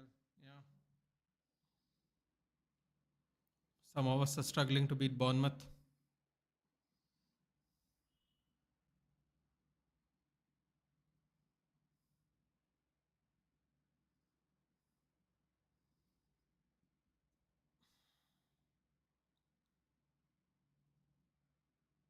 Yeah, he's gotta put pressure, man. He's gotta put pressure. Oh, spins. Oh, dump. Beautiful. Spins out of the takedown, runs the pipe, dumps him on his side. Scoops his legs. Great wall walking there by Yair Rodriguez. Straight up. Still got that takedown though. Those add up. He has to keep it close though. Distance is not, he's gonna lose.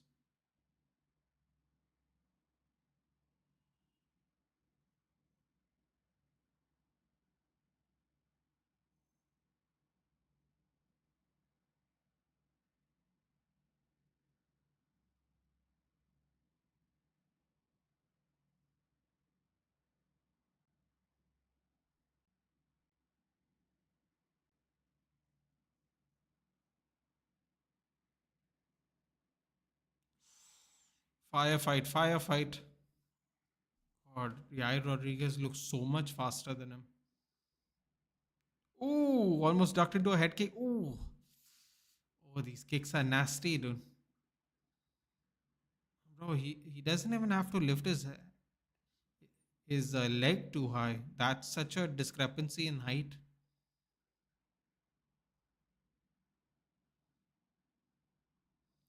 Oh, 18 was the worst match in recent history.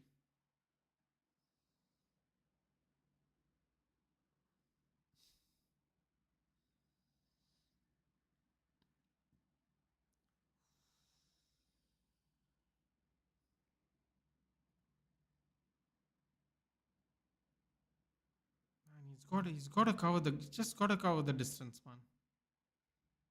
Oof. So quick. He's so quick and he's so lanky, yeah. It's a real problem.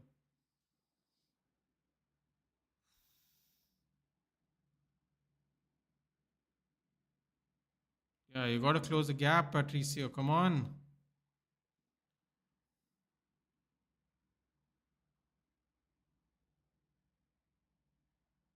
Oh, he got him. Did he get him? No, changed to a body lock.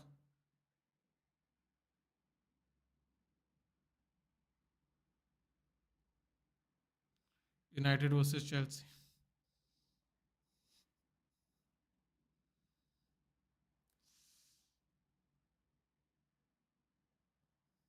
Oh, look at the foot stomps there by Yair. Oh, beautiful takedown. Beautiful takedown.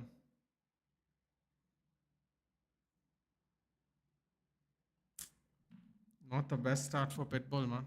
Hoyland and Nkunku with Sanchez as a banana headline. Please, yeah, don't remind me.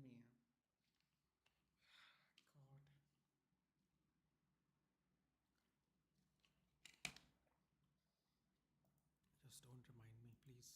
I beg of you. At least let my brain heal from that nonsense at least. The battle of garbage cans, Chelsea versus United.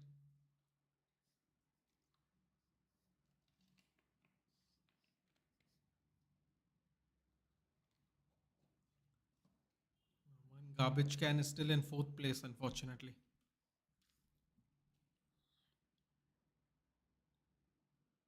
I think Pitbull is going to have to go down a weight class. I don't even know if he can cut down to that weight class. He's so lean already. I don't know if he can. I mean, the discrepancy in height is crazy here. He needs a knockout. He needs a finish. He absolutely needs a finish. The way this is over.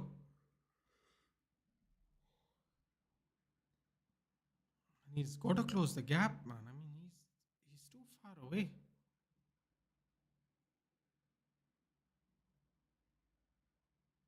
I think Jair is up 2-0. Oh, look at that. Fake spin.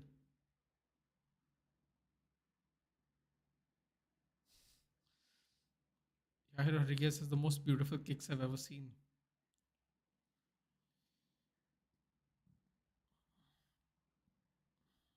Your Korean John, Yapper's favorite Instagram Instagram handle. And good luck for today's match. Thank you. Good luck to you as well, Jabba. There's pressure on you to win as well, considering City won the game yesterday. So, I mean, I would say there's pressure on us, but you know, don't really know how to respond to that. Suppose in a way, the good news is Crystal Palace did lose and Brentford did draw. So if we somehow do beat Newcastle, we can at least catch up to them. If you move up a few more places, make a little more money, because apparently every place you finish above, you get 3 million more. So imagine if you got 3 million at 20th position, you get 6 million at 19th, and so on and so forth. So if we can somehow, I don't know how we'll do it, but if we can somehow finish in the top half of the table, even if it's 10th, we can use some of that money. Or rather, we'll get some more money, I should say.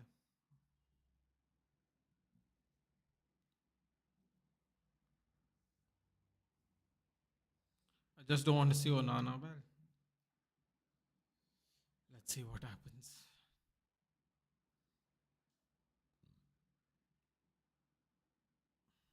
Oh, he's going with the oblique kick now. Proper shutout performance here by Yair Rodriguez. Eddie Howe in the hospital. Yeah, what happened, dude? I read that yesterday, just before I went to bed. Oh! He caught it with the right hand. Elbows. Oh, he's so much smaller than Yair, dude. Look at them in guard. Like Yair looks like looks like his dad, dude. Like he's so much more compact and smaller. Elbows to the body. Oh, oh, oh! He grabbed him. He got him with the left incoming though. That's the only problem now when you're fighting someone taller. You have to step in every time, and we saw it today. Nikita Krylov tried to step in. He got punished. Oh, oh, oh! This is nasty. Oh my God, he's throwing full turn, full torque elbows from up to bottom. I only want Europa focus on that. Yeah, we both know Amram's not going to do that, dude. So let's see. United should sign Lille goalkeeper Chevalier. Apparently, there have been talks that we're interested. Chevalier would be too good, too expensive for us right now. Really? Oh, I forgot. Oh, Amba. Oh, I think he broke his arm. I think he broke his arm. Oh, Jesus. Oh, he didn't break his arm. Oh my God. I saw the bend. Oh, that is crazy. Oh my God, I'm holding my elbow because I thought I saw his elbow pop. Oh, what is this now? Banana split. Oh, he's trying for a heel hook. Yair Rodriguez is trying for a heel hook. Oh my God, no! This be crazy. Oh! He can't get the crook of his elbow in between his heel. And is going for an Achilles. Oh, Niba! Yo! What is wrong with both these people? They're trying to break each other's legs, dude. Oh no. Oh no, he's gonna spin into a heel hook here.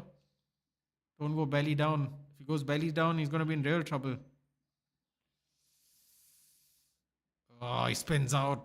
Oh my god. I for sure thought I saw Yair Rodriguez's elbow pop. Damn. In a blink of an eye, that could have been finished. In a blink of an eye, that could have been finished. Patricio Pitbull clear. Ooh, spinning hook kick.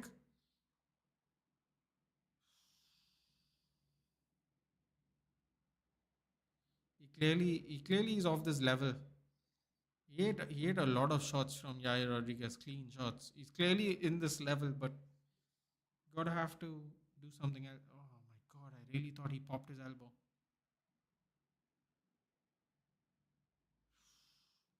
Great performance there by Yair Rodriguez. I wonder. I'm gonna have a look. They're gonna ask him in the post-match interview for sure about if his elbow got popped. Let's see what he says. He was this close to being finished, dude. It's called a what is it called? It's called a helicopter armbar belly down. And I thought he was done. Liverpool have signed a good goalkeeper. Yeah, Mohamed Dishwili, right? Didn't they sign him last year? It's like a Quenda kind of deal, right? They signed him last year to join this year, something like that. They signed him in 2024 for the 2025-2026 season. It's the same way Chelsea signed Quenda. Quenda is going to join in 2026. We can go for Vanya Milinkovic. I've heard of this guy. Doesn't he play in La Liga? 28-year-old having a great season, only 15, 17 million plus. He's ex-United. Vanya Milinkovic Savic. Who does he play for? Sociedad? Not Sociedad. Ibar? I know it's La Liga, but I can't remember which team. I just get back over, seriously. Or just play Bayandir. Just play Bayandir and promote Vitek. I think Vitek is still a part of our team. I think he's on loan though. Let me just have a look. Radek Vitek. 21 years old. Austrian Bundesliga. He plays for Blau-Weiß Linz. Yeah, he's on loan. Come on, man. You can do it. He's only 21. Why not? Seriously. Yeah, Rodriguez by decision, sorry. I had a feeling we wouldn't see a finish in this one. Torino. Didn't he not play for in a La Liga team?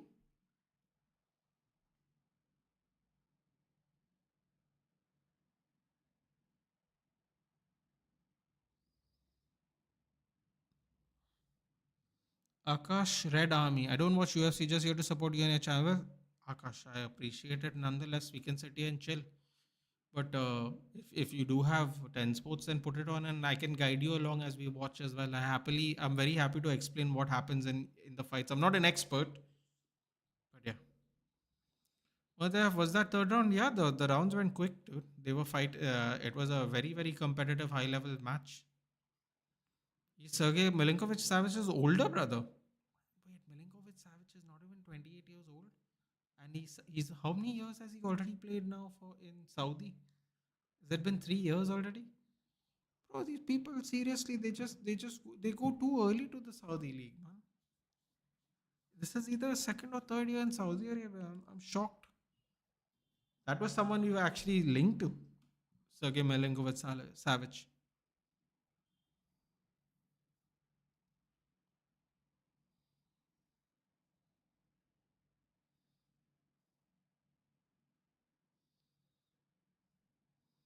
So Mexico is going to have a pay per view in September. He's challenging the winner of the main event to fight. Why would they take that? Why would they go to your home country to defend their title? He's 6'7" and a half. Oh God, dude, he might be too long, Garuv. He might be too long. I don't want it to be the scenario, the reverse of Andre Onana. Man's all legs, no dives. Really a win for Yair. Bro, but I'm telling you, you almost got that armbar for sure.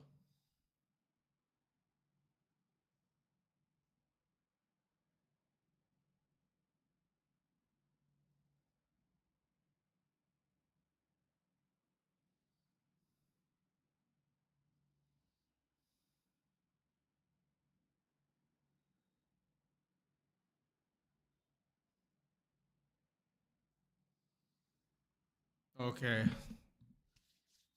We have reached the home stretch, ladies and gentlemen. Mostly gentlemen.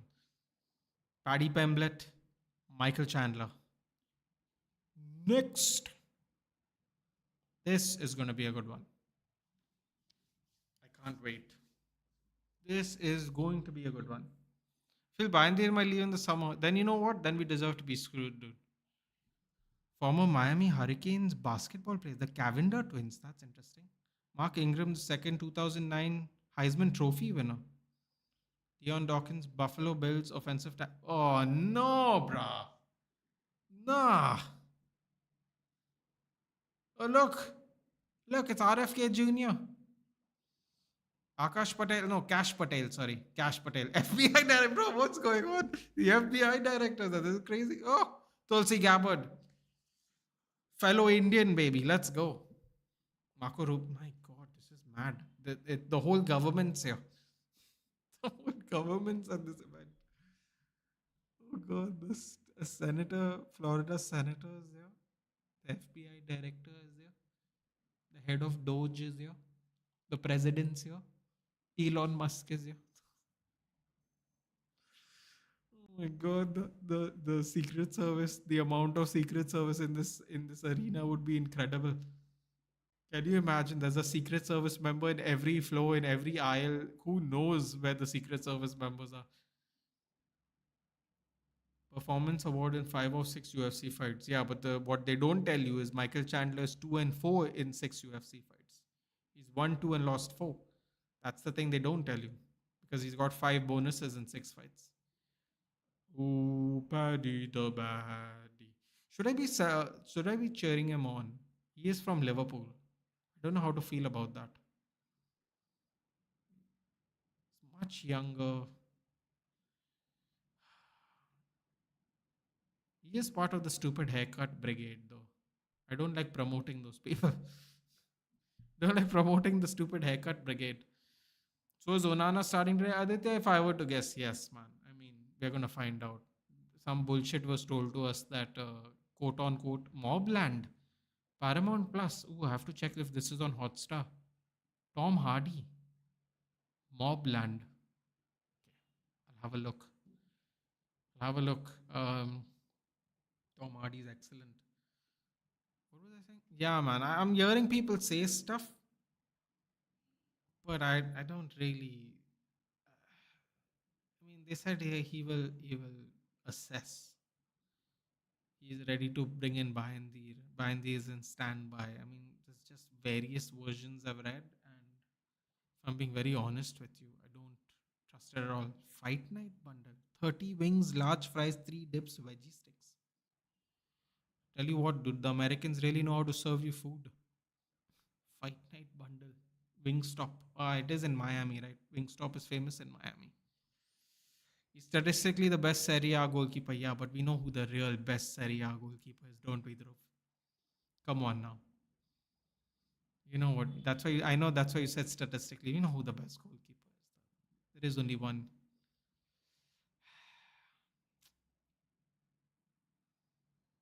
Oh, the lightweight division has changed a bunch of players, man. Bahamondes at 15. Just saw that. Akash Red Army says Eddie Howe might miss the Newcastle game, was hospital due to illness. Said this happened late last night, right, Akash? Yeah, not quite sure what's happened though. Jabba is a Newcastle supporter from Newcastle. He's actually a game going supporter, Akash. So he also mentioned it. Jason Tyndall will take over for now. I assume that is the assistant coach. Is this the same assistant coach he brought with him from Bournemouth, Jabba? Didn't he bring his assistant coach with him? After your stream, I just went to see Goldbridge and Mohan to see them lose it. What after the when we conceded the goal? Can I have a Electra? Thank you. Yeah, dude. Everyone, dude, I'm telling you, it's gotten to the point where even as avid, the people who are excited for him have just gone. Please, just get rid of him now.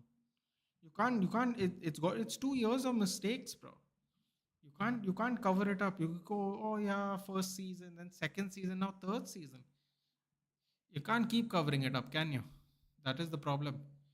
Apparently, City also chasing him. The Milinkovic Savage guy. Why is Edison also leaving? Bro, is everybody leaving? Man, if we had money, we might have had a chance to do something next season. Might have. I'm not crazy. Might have. Yes. So it is his assistant coach from Bournemouth. Okay. Jason Tendal. Got it. For which match, Aditya? This one, the last one, when Onana decided to pass the ball back to them with his hands. Leon gave me up. AKA Mad Dog. Is that his name? Mad Dog? Interesting. Did you see Suzuki, that Japanese golf Seria we are linked to? What's your take on it? Well, Akash, if memory serves correctly, before we bought Bindir, we were looking for Suzuki, and Suzuki didn't want to be a number two. You know why he didn't want to be a number two? Because he must have seen Onana's performances and realized he's still going to Eric Ten Hag is still going to pick him. We were actually interested in him instead of Bindir. Him and Verbruggen and some. I think when Verbruggen was in the Belgian league before Brighton bought him, he was looking at Ten Hag was looking at Verbruggen and Suzuki, and at that point of time, Suzuki would have been really cheap. And now he's worth 40 million. Thank you. Now he's worth 40 million for Parma because he's been doing well. We could have got him for 10, 12. The Japanese league would have given her. They'll never see money like that. But he said no because he wanted game time. You know why? Because that's what happens when you're a good goalkeeper and you back yourself. You don't decide to play number two. Dhruv earlier said Akash that Bayandir might go. You know what? If I was Bayandir, I'd go too because I play in a better national team. I've come off a red hot Euros and I've had good performances after sitting on the bench last season because Ten Hag never picked me at all. To come off the bench and only play friendlies and then a Euros and still have such a good performance, only to come back and then get benched again some more for this fellow. I would leave too. I would leave too, honestly. So if Bayandir is leaving, then I just say bring back Vitek and use him. He was decent in preseason. If we don't have money, just bring back Vitek. Do not spend money on a goalkeeper we're not going to use. Yeah. Doesn't make sense. We get another number two goalkeeper and play Onana in front of him. There's no point because the number one goalkeeper is going to cost a lot of money. So let's see what happens. Oh, here we go. Paddy the Baddy's coming out. So I haven't seen him personally, Akash, but I remember Ten Hag was in for him 2 seasons ago. Sorry, 2 seasons ago in June. Not yet. Oh my God, they're singing "Oh Paddy the Baddy" before the music plays. Oh, I don't like this kind of music. It's a very annoying kind of music. Zion Suzuki gives me Unana vibes. Maybe, dude, maybe. But if you remember, if Ten Hag got him when we were supposed to get him, he would have only paid 10 million for him. Parma wants 40. That makes sense. I would just bring back Vitek. I would just bring back Vitek and promote Bayandir or promote Bayandir. I wouldn't let Bayandir go. I'd be like, bro, we're starting you this season. If you're not happy, you can leave. Give him at least one season. Spending 40 million on a goalkeeper when we don't have money to buy players we need just doesn't make sense. Bro, look, the crowd is going mad. Which foreign United creator videos you watch? For me as a Madrid fan, I watch Kian Shabani and of managing Madrid. Dude, the reason I only watch, first of all, I watch in foreign United. Now I only watch Goldbridge, and I'll tell you why I only watch Goldbridge.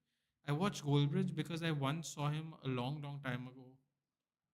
He was a 300k, wasn't even 400k, and I didn't really know what I was watching. I was just watching. I'm like, what is this? Like, I had no concept of people like doing this before, and I was just watching it, and then I basically only watch him. The thing is, I try not to watch too many content creators because I don't want them to skew my own opinion. So if, for example, if I would watch a content creator, I'd watch a content creator that isn't covering my club just to see what his takes are on other teams. But it's just Goldbridge, and I only watch Goldbridge out of like because I always watch Goldbridge. Otherwise, I think the foreign content creators I watch would actually not be United content creators. But I've heard of this managing Madrid. I think I've seen their Twitter posts.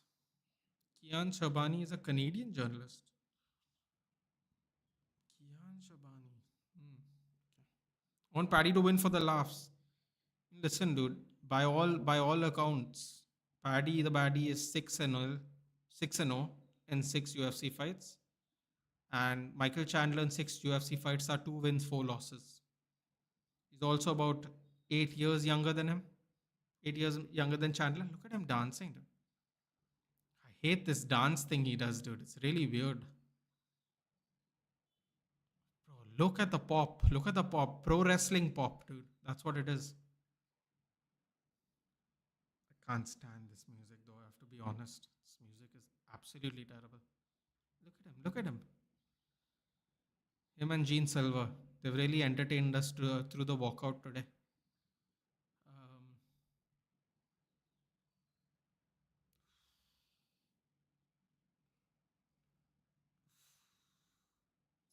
it's just a terrible dance, isn't it?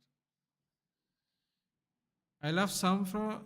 I love Sam from Up TV. What's Up TV, dude? If you don't mind me,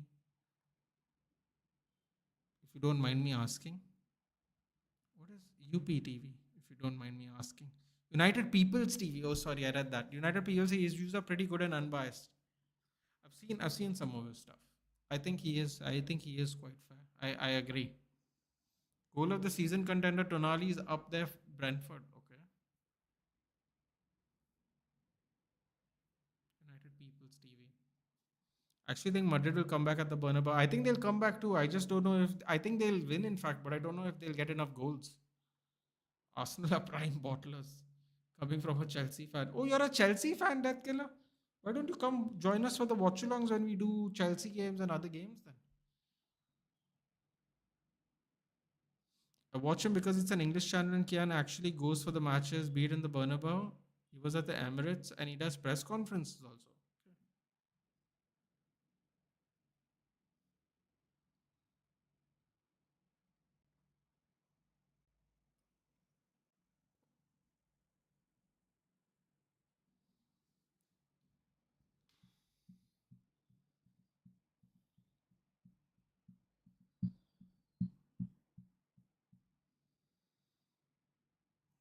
My God. This is going to be a similar version of the last fight. Michael Chandler is going to be much shorter and much smaller limbs. Let's see if he'll find the answer. Chandler looks focused. He does look focused, but only when he gets punched in the face, we're going to know what he's actually going to do.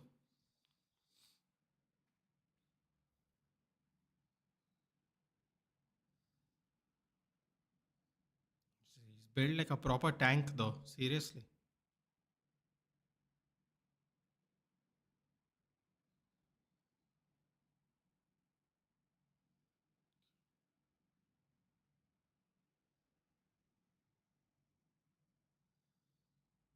American flag, American mouth guard, America. We've seen he was on the Rabona TV channel once. Oh no, dude, I don't go that far back.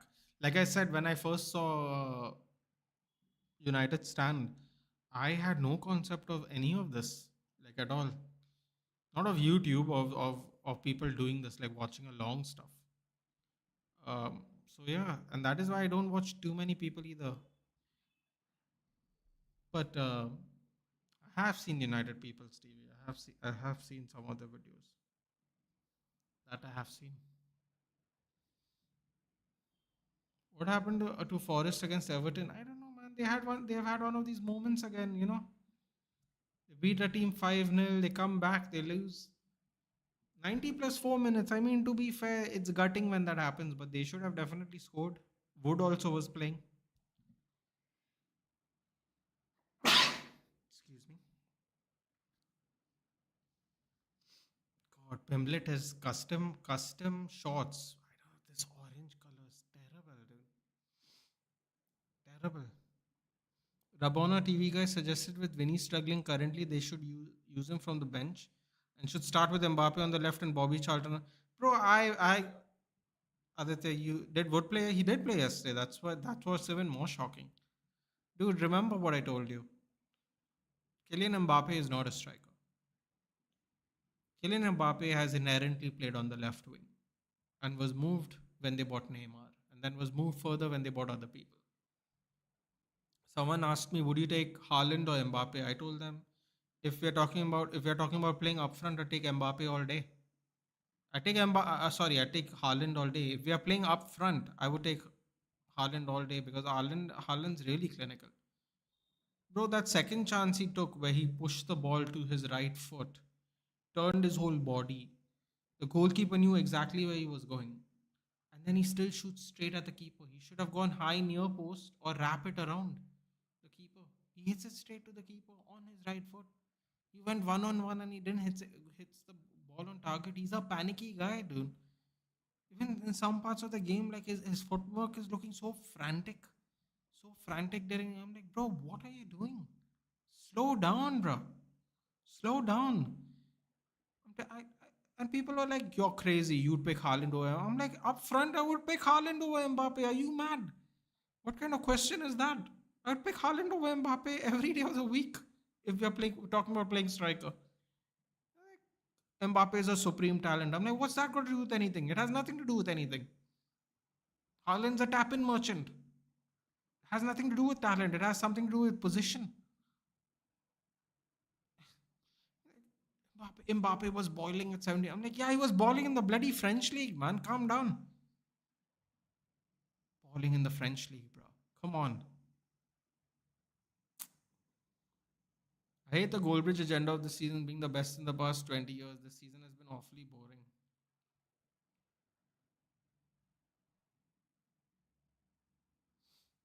This season, I mean, I suppose that's a way of looking at it. It's been boring. It's been quite interesting. Some contenders have come out that I wouldn't have expected, like Nottingham Forest.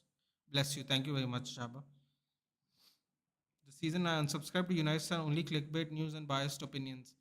I don't know if I completely believe that, Dhruv, but I'll tell you this is what I was discussing yesterday with you good people. People are like Shanks comes and says, do a daily live of the news. Get the algorithm working back in your favor. I'm like, bro, I don't want to waste people's time, man. I really value people giving me their time. That's why I only do watch-alongs because I understand what a commitment it is. But at the same time, my channel's kind of dying off if I don't keep putting content, dude. Like I'm going to have to just quit soon if I don't get enough subscribers. Like genuinely. Like I'm not saying that like to like feel sorry for me. I was very happy doing this, dude. I was doing this when there were two people watching. But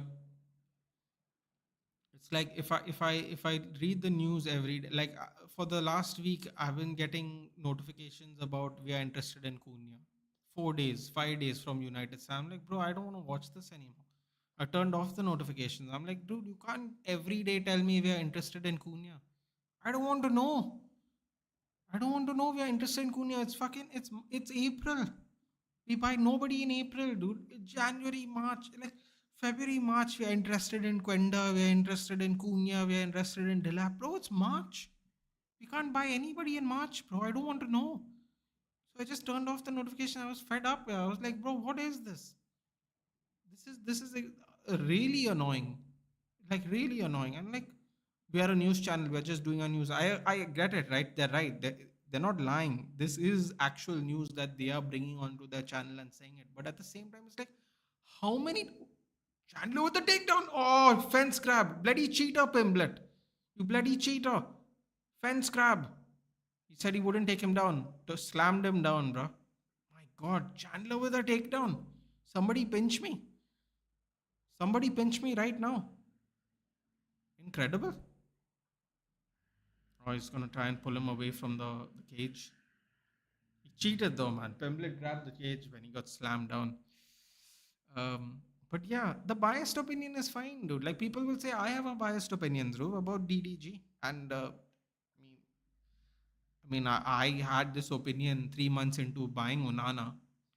People are just annoyed that I still talk about it, but people would say I have a biased opinion, which I'm very okay with because I've gone on record multiple times saying this guy is not as good as De Gea, and I said it when we played what was it, Istanbul Başakşehir or Fenerbahce or whatever in the third Champions League match, which by the way De Gea earned for us by finishing third and with the Golden Glove, gave Onana Champions League football, and we got knocked out in the first three games.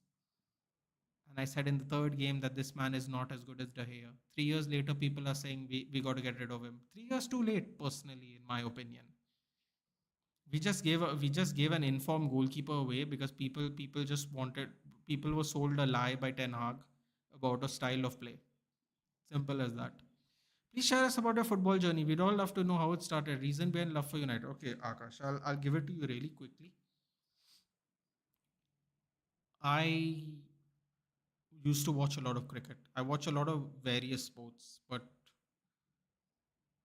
so what happened was one day I was just watching an ad, and the ad happened to be David Beckham hitting the halfway goal at Wimbledon. Now, to give you, oh, flying triangle there by Paddy Pimblett. Interesting.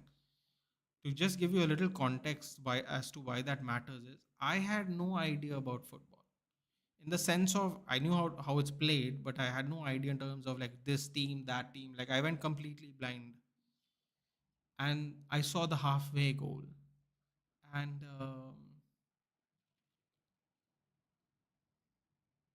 I thought it was magic because I remember standing as a kid on a football field and going, "How did he kick this ball that far away past a goalkeeper?" And Beckham turned out to be my favorite player. And then when he left, I was heartbroken, very very heartbroken. I remember asking my dad because I had no idea how everything works. I remember as a kid asking my dad, "He's going to come back next season, right, Dad?" And my dad was like, "No, no, son, that's not how it works. He's not going to be coming back." And that shattered me. That really shattered me because I thought it's one of those things where you're just going and playing and you're coming back. I was that young. I didn't understand the concepts of trades and transfers and all. And I remember being really shattered. And then when many years later it happened to Ronaldo, I didn't really feel that bad because I already went through it. And that was the goal that sparked the United thing, dude. I had no idea about the history. I was a baby, dude. I was a baby. I I just watched football for the fun of it, and I fell in love. I explain it. This is the best way I can summarize it, Akash, without boring you to death. I got in because of David Beckham, and I stayed here because of Sir Alex Ferguson. That is the best way I can summarize it for you, like in the shortest amount of words. Uh, I used to have a really tough time socially, and I used to get a great comfort watching football because it was the only stable thing in my life at that period of time. And seeing Sir Alex Ferguson week in week out was just a very calming influence. Like whether we were trailing, whether we were winning, whether we were losing, and yeah, I that's why you'll never find me really a player FC guy. I will always say the only reason I'm a United fan is because Sir Alex Ferguson, because of Sir Alex Ferguson. I mean, I got in because of David Beckham, but I stayed because of Sir Alex Ferguson. I had no idea we did a treble. I watched after the treble. Like back then, there was like no one used internet and all. I was just watching games. I just fell in love. I didn't know we won a treble recently. I didn't know the history. I didn't know 58. I didn't know 68. I didn't know Busby Babes. I didn't know anything. I just watched. Later on, it turned on into to something I've never stopped doing since. Sorry to bore everyone, but that is the shortest way I could answer that really long, possibly long answer question. If anyone got bored, I apologize because I've said it to a few people already. Isaac or Haaland? Isaac, more well-rounded. Mark City hate is appalling to watch. AFT is better than the clown. Well, I mean, I don't think he's supposed to like City though, isn't it? Death killer. It's like you. I don't think you should like Arsenal either. I think it's kind of similar. See, Mbappe as strikers only good if you can play through balls and direct balls like over the striker, like how he scored against City. Exactly, dude. Yeah, I mean, I just don't know why they don't play him. I would play Vinicius as striker. Honestly, I would. I would do that. I would just put Mbappe on the wing. Yeah, bro. Just stand on that side. Do your frantic footwork movement on the side there where there is no consequence. Mbappe's striker will never be as good as he is the winger. Period. Yeah. Morning, oh no, no. Just like Isaac, Bruno G, and Gordon rumors. I actually think you sacked Ten Hag a bit early. I think we sacked him too late. I think he should have. I think it would have been better for all parties if we didn't re-sign him, extend his contract. And the reason it would be better for all parties is Ten Hag could have gone and gone back to Ajax because they were interested. Ruben Amorim or whoever we were going to get would have had a start to the season with a preseason. So and we wouldn't have to be punished by watching Ten Hag pick Anthony over Ahmad for about 10 games. Up, ooh, oh! I didn't see the. I saw the replay. I knew it was a nut shot. Oh my god, no! That is crazy. How is he okay? How is he okay? Oh my god, that was a direct kick to the nuts.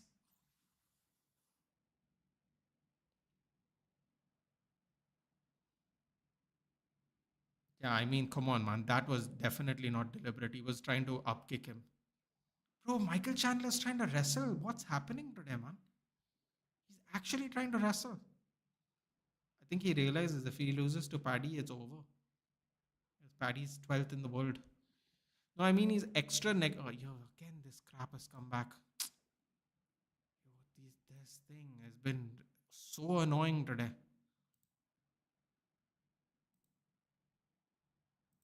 Oh, he smashed him on his face. He dropped him on his face there. Ooh, that was uncomfortable to watch. No, I mean, he's extra negative about the new management. He clearly hates Ratcliffe. You know what, Dhruv? Based on his interviews, I don't really blame him. I also don't like Ratcliffe. The Fulham comment really bothered me. The price hike has really bothered me. The sacking of all these people has really bothered me. It's not been a good start. The constant desire to look for 20-year-olds instead of experienced staff, saying we are not looking for these players because 26 years old is too old. Um, I mean, his interviews have he's not done any favors. His interviews have not done him any favors. I wouldn't be surprised if a lot of people don't like him after the interviews he's given. I mean, that on top of that, building a new stadium when half the fan base doesn't want a new stadium. I mean, dude, the Fulham comments were totally insensitive, bro. Seriously, the price hike comments to the Fulham comments, it was really inappropriate. I mean, it shows he's absolutely unaware. Genuinely. Could have given the season to him? Nah, man. I wouldn't. I'd prefer if he went last season. End on a high, end on a positive note. Everybody's happy. You can go back to a new job or back to Ajax who was interested. We could have started fresh. Uh, and the reason why I also say that Death Killer is because it was written on the news that they were openly looking for new managers. And then apparently they come to Ibiza to his doorstep to offer him an extension. Can you imagine? He's on holiday with his family and they come to give him an extension because it seemed like he was going to leave. So he was on holiday. And these people openly told all news outlets that we're looking for Southgate and Tuchel and all that. Oh, he spins. Is he going to get the choke? Can Chandler hang in there? 40 seconds left. He's better just hang on now. Hasn't Anthony proved that he's miles better than Ahmad? No, Death Killer, he's not. It's not because see, you have to take it like this. Anthony had 2.5 years at United, and Ahmad was more impactful in the half season he's played here. Because we are going by his Betis form, but that's not fair because Ahmad then when you have to go by his United form. Anthony in his United form was horrible compared to Ahmad. Incredibly one-footed, does not cross the ball, makes very bad decision making. Uh, him doing well in Betis is, I'm very happy for him. I'm very happy for him. There's no hate. But you have to use their 10 years at United players. He was terrible at United. And the worst part is the coach that bought him was his coach in the previous team. So there was no excuse. And he wasn't playing Ahmad over him because Ahmad was doing better and Ahmad was free because Solskjaer bought him. Ahmad was technically free. And he just refused to give him a chance. He refused to give Facundo Pellistri a chance, who was in Copa America finals and doing well. I mean, I don't know, man. I don't know. I don't know. It's interesting. Bring Amram if needed. Win the next season. Loved it. Oh, if it was long, I do apologize though. That's as simple as that though. That's the fastest I could say it, Akash. I'm glad you enjoyed the story. Real Betis Anthony is good. He's really good, dude. He's doing really well. I'm very happy for him. There's no hate. I don't, bro. I was telling people that I'm going to do a Napoli watch along if McTominay clinches the Scudetto. We're going to do a Napoli watch along for sure. Kerry Hatley is not happy there because there's a lot of water on the ground there. Round three, the Ajax Anthony was okay. United Anthony was just appalling. Exactly. You really rate Anthony over Ahmad? I mean, majority of season ticket holders asked for a new stadium. They polled. Yeah, but what I'm trying to say is that is the season ticket holders are just a minority to the entire fan base, right, dude? If we are going by just season ticket security majority season ticket holders, they're not going to. Where is the majority of the money? Oh, look at that cut open by Chandler. Oh, he's fighting now. He's fighting. He knows he's got to move. But oh, that cut looks really bad actually. Based on how it is bleeding, the cut's really bad. Ooh, single leg, drop down, body lock, slams him down. Oh, Paddy's catching up now. Um, I mean, season ticket holders are great and all through, but the majority of people are not season ticket holders of the fans. You can argue those are more people, they buy more merch over the year, they spend more money. See, yeah, whatever. I'm just saying, on top of that, the stadium news wasn't, doesn't do anyone favors. I was just trying to build up the whole point, really. The stadium news is its own thing, but combined with the interviews and everything else that's happening, it's not great, is it? Ratcliffe wanted UK taxpayers to build new Man U stadium. That's the part of the politics I'm going to avoid. Yeah, okay, that maybe he wasn't suited to United. So yeah, maybe he wasn't, dude. But the ironic thing about that is again that the manager that played with him and Ajax bought him to United. Why buy him to United? That is the problem. Now we spent 80 million on a player. Back of the head elbows. Oh my god, he's bleeding like a tomato now. Chandler. One shot, dude. Look at all the scar tissue. One shot, and he's just fully opened up now. Nathan, which club songs you like apart from United? Me, Liverpool, Bayern, Juventus, Roma, and Spain. I think Sevilla is a good song. I haven't listened to. If you haven't listened to the Sevilla, I have not. I think Dortmund creates a good energy. Liverpool has some good songs, man. I hate to admit it, but they have some good songs.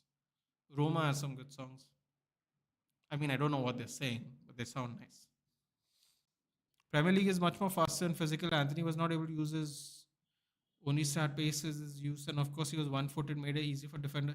Yeah, but you know what, Yappers? The one problem I don't like about that. The one problem I don't like about that is Ten Hag could have made his life easier by just trying him at left wing. At least that way he can shoot if he's on the inside, a cross goal. He can at least cross the ball. Like by playing him on the right hand side, which I know he played for him at Ajax. It kind of limited him further. Ooh, elbow at the back of the head again. Oh, he's getting pummeled. He's getting pummeled. Oh no. Oh God. Nah, nah. Chandler started out well, man. That's it. Paddy the Baddy is officially an elite UFC fighter. Seventh rank. Don't lick the gloves, dude. Behave yourself. Just what I heard. Yeah, no, no. That was a rumor for sure. That was a rumor for sure. Do you fear United will just become a banter club like Arsenal? No, because Because at the end of the day, we still won more than Arsenal. Look at me being shameless. In the last 5, 6 years, we still won more. And we've been terrible. The recent online discourse on United is just trolls from different clubs towards United. I mean, it's to be expected after our history, dude. People are coming for us. It's to be expected. Wembley finishes it. Yep. Seventh. That's he's gonna get a minimum of 7 to his name. I'm very interested in the call out now. Let's hear who he calls out. Not worried about the future, tense about the present. Came back from worse than this. Yeah, that is true. We have come back as a club. Granted, it was a long time ago, but we have come back from worse than this. In fact, I was just saying it on stream. I don't know if Akash was there on stream at that point of time, but I was saying that the 74-75 season 50 years ago, we got relegated. So we got relegated 50 years ago in the 70s, you know, and then we came back. Like Akash said, we've come back from worse from this. We have to worry about the present right now. I agree. And this is why I don't like Radcliffe's tactic of buying 20-year-olds, because we need to kind of stabilize with experience right now. It's a little crazy how we are just chasing 20-year-olds everywhere. Never Walk Alone's a great song, and Blade in Races is my fave. Henry Hooft is congratulating Paddy Pimblett, who's the opposition coach there. Wow. As predicted, a finish in this one. I wasn't sure about the next one and the last one. The last one went to a decision. The next one might finish. I don't know. Diego Lopez might be very hungry.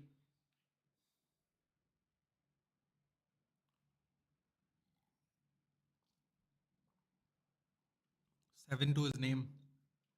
Apparently, Conor McGregor tweeted 3 days ago looking very closely at this fight, whatever that means.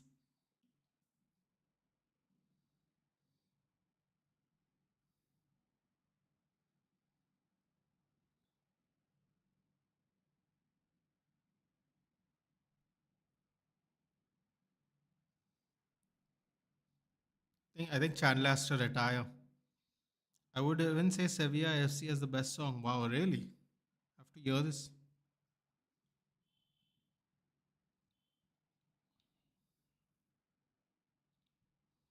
Bro, look at this Liverpool accent.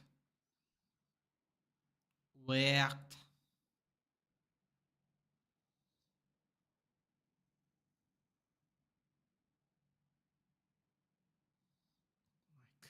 The promos today have been very fun. Do you think Inter can win the Europa? You mean the Champions League? You mean? I mean, dude, it's looking. I have to be honest. The Champions League is looking very open this year. It's looking very open this year. Shocking that they lost at the Allianz Stadium, Bayern against Inter. Not because I didn't expect them to. Not that I thought Inter was easy, but I thought at home, they would have like, bro, when they go back to the San Siro, it's going to be tough, dude. It's going to be tough. Will Connor ever return to the ring? And who knows, bro? Is he called out Justin Gaethje?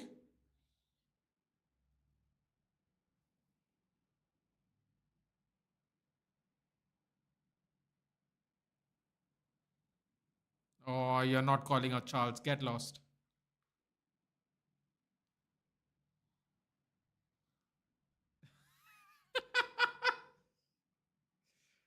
Oh my god, he was like F Armin. He looks like a little helmet. What does that even mean? What kind of Liverpool slang is that? Fuck Armin, he looks like a helmet. What kind of insult is that? He looks like a helmet. I have to ask someone what kind of slang is that? Oh my god. He looks like a helmet. That is hilarious. A man in orange shorts calling another man a helmet. Brilliant. Only in MMA. Will Connor ever return to the ring again? I am going to officially say no, yappers. Couple of days ago when he said I'm interested in watching this fight, I'm like, bro, the Chandler match was there for 2 years. You all did the Ultimate Fighter together. 2 years later, you have not fought, and Chandler waited for you to fight, and he wasted 2 years of his career. So if he didn't fight him when he was scheduled to fight him 2 years ago, I don't see why Conor McGregor is coming back to fight. I'm sure there's a tweet. In fact, you know what? Let's do something fun. What a super match. Yes, I agree. Do you think United can win Europa? I think we can. Yes. I know that sounds crazy at the moment, but I think we can. The favorites right now are losing 2-0 to Bodo Glimt. Rangers are still hanging there, nil-nil. They got to go to Bilbao though. If they manage to do a madness there, then we face Rangers if we pass Leon. So, and Spurs are Spurs. I don't know. They're going to go back to Germany. I would favor Frankfurt now when they go home. So let's see. We are we in the after the group stage was done. After the group stage was done, we had third odds. It was Lazio, Bilbao, United, Spurs. Currently, we are all four still in the race.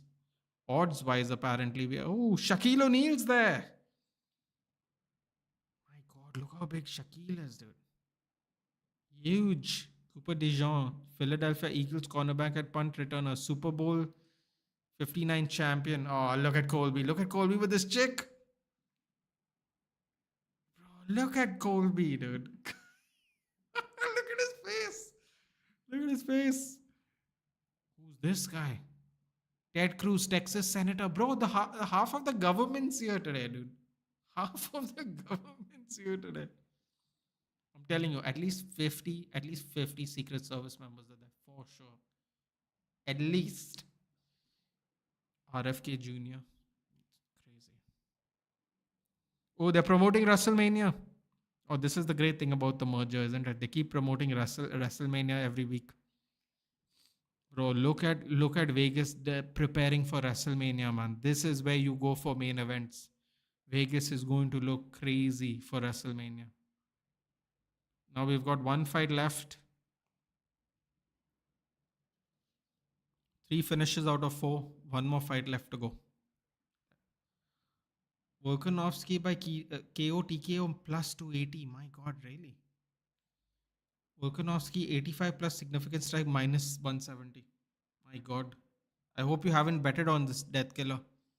Because they think Volkanovski has a minus 170 chance of landing 85 significant strikes, which basically means he's not going to get finished in the first round.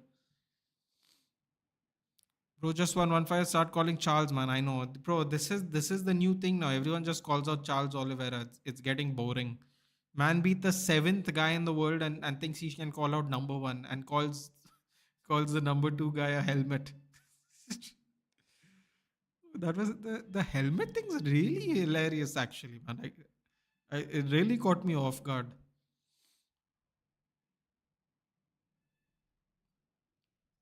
I was supposed to look at something. I forgot what I was supposed to look at. Yeah, Connor's not going to return to the ring. No chance. No chance. They, those days are gone. I think you know what's the worst part? The worst part is it's not gone because he doesn't want to fight. It's gone because he just wasted his time. By the time he comes back, he'll be way past his prime, and it'll be what 4 years. It'll be 4 years minimum, 4 years to 5 years. He's not fought. It's a waste.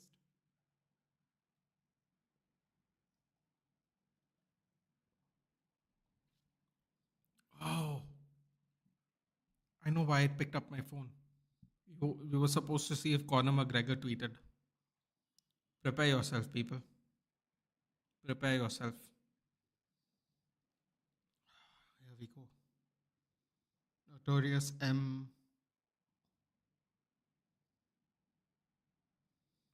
verified account. This account is affiliated with Dual Bits. Don't know what that means, but okay. Oh, he's promoting Dual Bits. That's his first post. Let's see.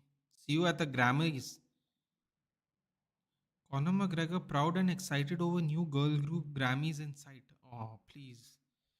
Stop following the women, Conor. You're married. Just get over it, bro. Broke every record in fighting and then went and broke them all again. The most lucrative left paw in fighting history.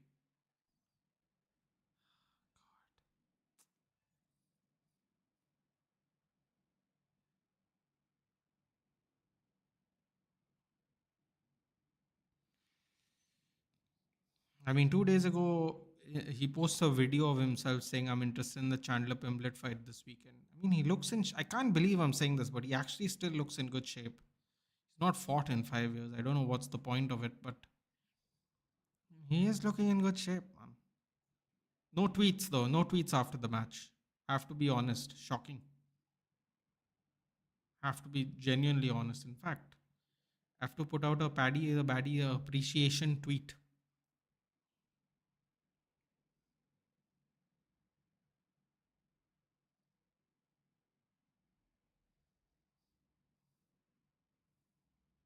Credible by Pimlet.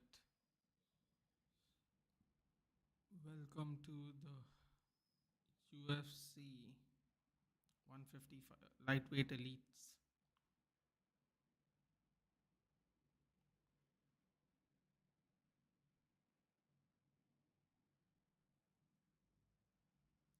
Announcing himself.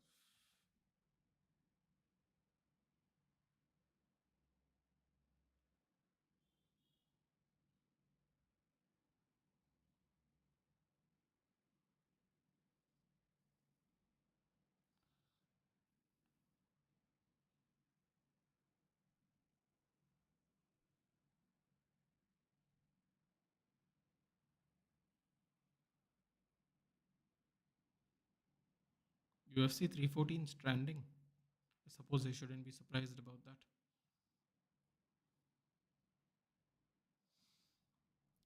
Just listen to the Sevilla song. I enjoyed it. Okay.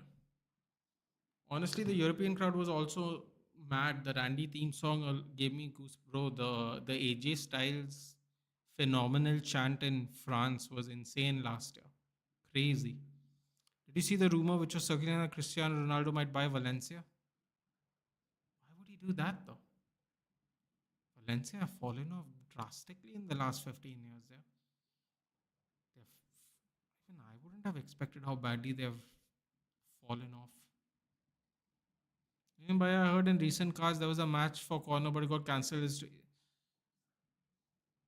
Conor was supposed to fight Paddy Pimblett in April in 2023. After no, sorry, in July 2023 after the filming of the Ultimate Fighter. Then he kept wasting time, wasting time, wasting time. Then he invested in Bare Knuckle FC, which is a bare knuckle fight promotion, the best one in the world right now. Now he does that. He promotes that basically. Then he has a bunch of legal issues. It doesn't look like he's going to come back. It was the Michael Chandler fight only for over 2 years. He always says he's going to beat up when the lightweights when he sees the lightweights via tweet. But his only fight that he was officially stated to have was after the Ultimate Fighter finished filming. He would fight Michael Chandler. That was 2.5 years ago. Michael Chandler just waited. He didn't fight for 2.5 years. Ended up not fighting Conor McGregor, and now you see the result. Waiting, waiting, waiting. Michael Chandler now has probably lost three in a row, and he might have to retire because he just lost to the number 12 guy, which means he's going to go further back in the rankings, and he's already 38 years old. Diego Lopes is coming. Let's go. Do you see in future this Saudi or Qatar owners being allowed to buy La Liga clubs? If y'all relinquish your fan ownership, everybody has more money than Spain. Let's be honest. Like every literally bunch of countries next to Spain have more money than Spain. Those people only might just buy teams. Why are we talking about Qatar and Saudi? This is the worst haircut in the UFC. He has three styles. He has a fade, he has a comb over, and he has a mullet. Three different styles on one head. It is the most bizarre haircut I've ever seen in my life. And I've seen a lot of bizarre haircuts living where I live. I don't know. I don't know. This seems like this would take forever to take care of his hair.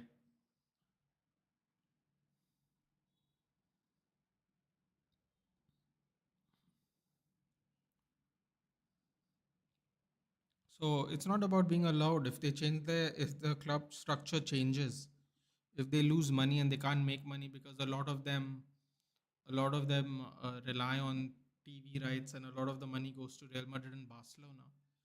I mean, they might have to destructure if they don't want to. cease to exist as a club, and they might look for ownership. I will say one issue I had: Bordeaux, who used to be in the Champions League a lot, now does not exist. So to avoid that happening, some clubs might have to change the way they are structured if they have financial issues that cannot be reversed. Then they're going to have to be owned, or something's going else might have to happen. Valencia's Chinese owners terrible. They had Danny Parejo, Carlos Soler, Goodell, that Portuguese guy. Wait, the Portuguese guy? Carvalho? Which Portuguese guy? Oh, Gonzalo Guedes. The fact, when did Lopes become number three? Bro, Lopes in September beat Brian Ortega. Beat Brian Ortega in September in UFC Noche, in the Globe, in the Sphere, which was a crazy card, by the way. I think Brian Ortega was third or fourth then. Max Holloway has retired from 145, so everyone comes one step forward because Max Holloway was one or two. Now Ilya Topuria has also left, so Topuria and Max have both gone up, so he's number third now. Volkanovski is one, Evloev is two, and Lopez is three. Evloev is going to fight the winner of this fight most probably because Evloev is on like a 9-fight win streak. And Diego Lopez actually fought Evloev on 10 days' notice and went to a decision. In the third round, he almost tapped out Evloev. Uh, 2 years ago, Diego Lopez wasn't even in the UFC. Now he's fighting for a belt. This is what happens when you stay ready, my friends. This is what happens. 2 years later, fighting for a belt out of nowhere. God, this hairstyle is. God, it's horrible. If I walked around in Goa like this, people would kill me. The women would run away. But yeah, Topuria left and Holloway left.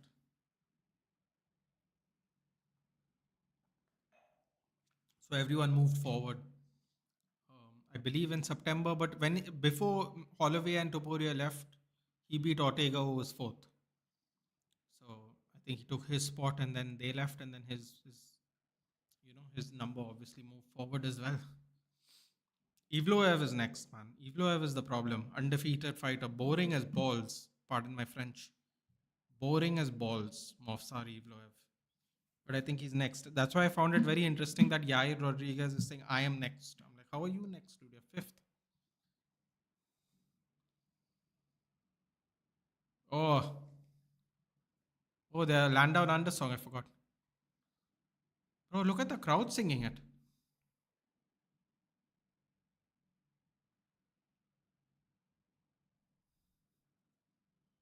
Fun fact, um, Alexander Volkanovski's family is from Macedonia. Fun fact. Now you see our youth products who always score against us. Hugo Duro, see how the Chinese owner Valencia sells them. Bro, but this is what I'm saying, right? This is the one thing I always had against Real Madrid. I'm like, Giants used to be like, bro, we sell the most people from La Fabrica. I'm like, that's not a good thing, dude. Because someone else is utilizing talent that it would be for free. Just because you have elite players in your team, that doesn't mean you should not feed in the youth. I asked him how many youth players you have in your squad. He's like Carvajal. I'm like, bro, one player. One player is not good, dude, for a level of Real Madrid. Then you have Barcelona just filtering through,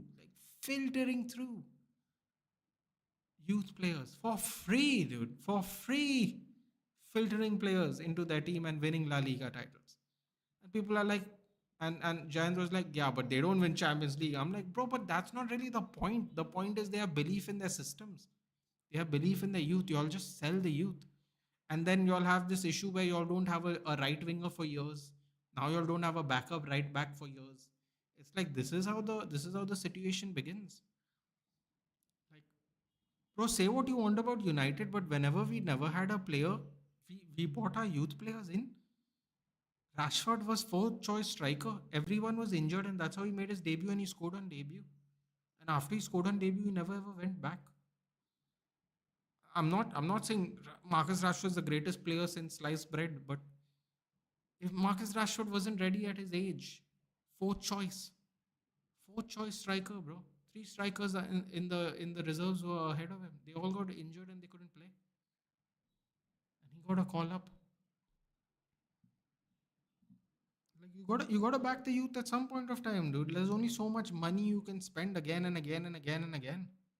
Like you gotta change policies at some point of time. It just benefits you if you can use your youth as a pipeline, especially when you have injuries. You know, Volkanovski walks into the cage. Valencia owner manages two clubs, Salford and in England too. Valencia on the verge of getting bankrupt. Wait, what do you mean? I thought Salford was owned by Gary Neville. Doesn't like Gary Neville, Roy Keane, and Paul Scholes own the majority of that club? Why Hugo Rossi, Georgi Mamadashvili, best goalkeeper in Spain last year, who won the award? He sold him before the end of the season. Yeah, I mean, they got 50 million though. In fairness, so good deal. Get ready, main event. Yes, I just hope Campos doesn't sign an extension, bro. If the plan was to use Jason Wilcox till the end of the season because we sacked Ashworth and didn't replace him, if that is the plan, I will say this: it is a really good move on Ineos's part. You have to give them credit for it. 36 years old, 30 years old. 5'6", 5'11". My God, exactly like the last featherweight match, Rodriguez Pitbull. But only 1 inch reach advantage for Lopes. The level of physicality is very different between the leagues. If we are out our youngsters too early, they will be prone to injury. But the thing is, yeah, I mean that is true. That is true. That is true. The physicality is definitely different if we use, yeah.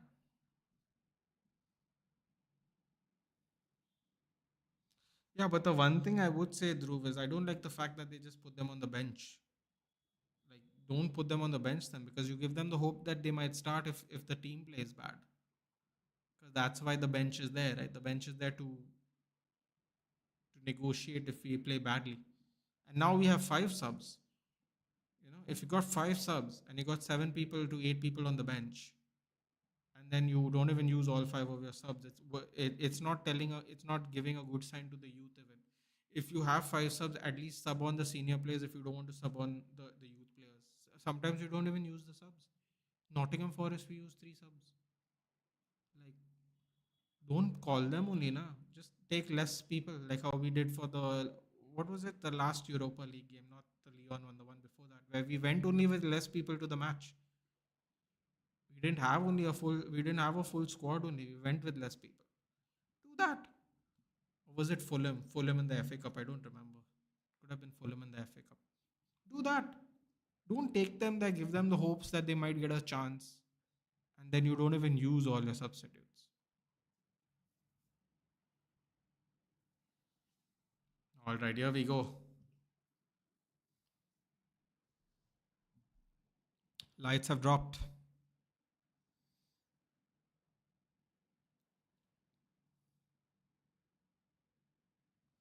What is that? Dream, believe, and make it happen. It's an interesting font for a tattoo.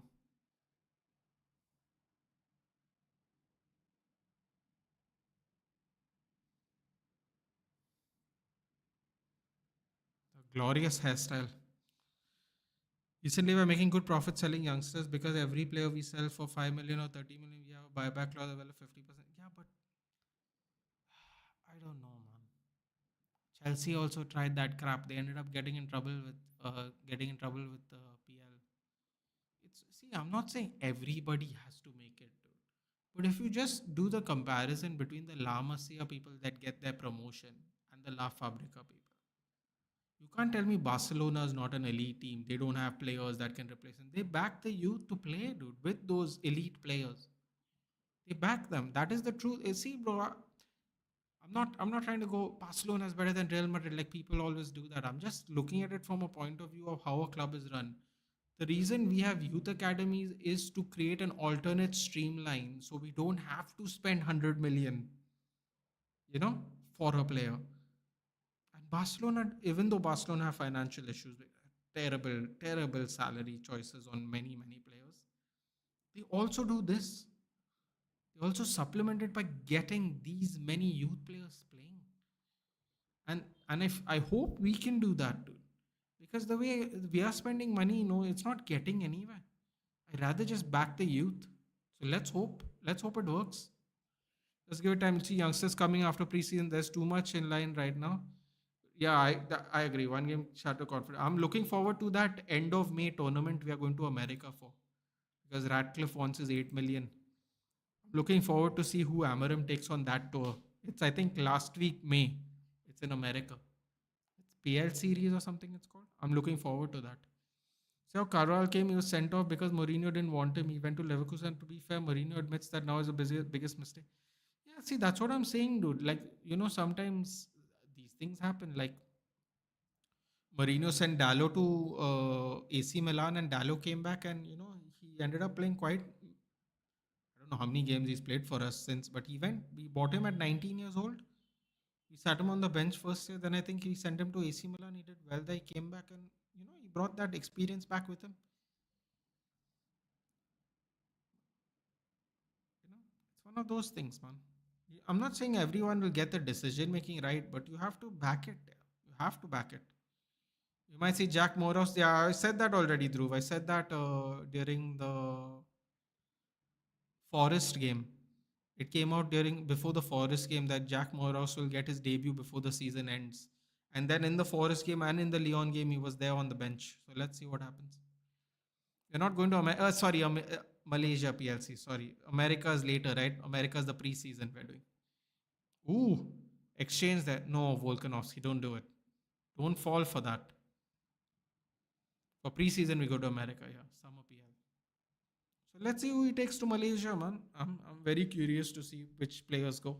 I know senior players will get a rest, but will it only be youth? Let's see. So that documentary Mourinho promoted Jesse Rodriguez, Nacho Fernandez, and Nathan pick your favorite Morata. But he didn't pick Carvalho. See, bro, it's not like Mourinho is untouchable. A lot of people think Mourinho makes only right decisions. Mourinho called Luke Shaw fat, and then after that fantastic performance in the Euro 2020s, he went on life like a man. I have to admit, like a man. Said, I was wrong about Luke Shaw. He's played fantastically well in the Euros, and he had a great season before that in the Premier League. One thing I will say, man, Mourinho is man enough to say he makes mistakes. I have to give him that. I have to give him that credit. People elite like him will never admit it. Look at Ten Hag. Ten Hag never admitted he made any mistakes. He just used to brush it off as we were not prepared, tactics, must be hungry, some bullshit excuse. Here, Mourinho just said I was wrong here. I'm very happy to see Luke Shaw do better. And he went after Luke Shaw really bad. Yeah, he called him fat and shit. Like, I didn't agree with that. I didn't agree with that personally, but I mean, it was his opinion. A few years later, he goes on national TV and says, Luke Shaw had a fantastic season, a great Euros.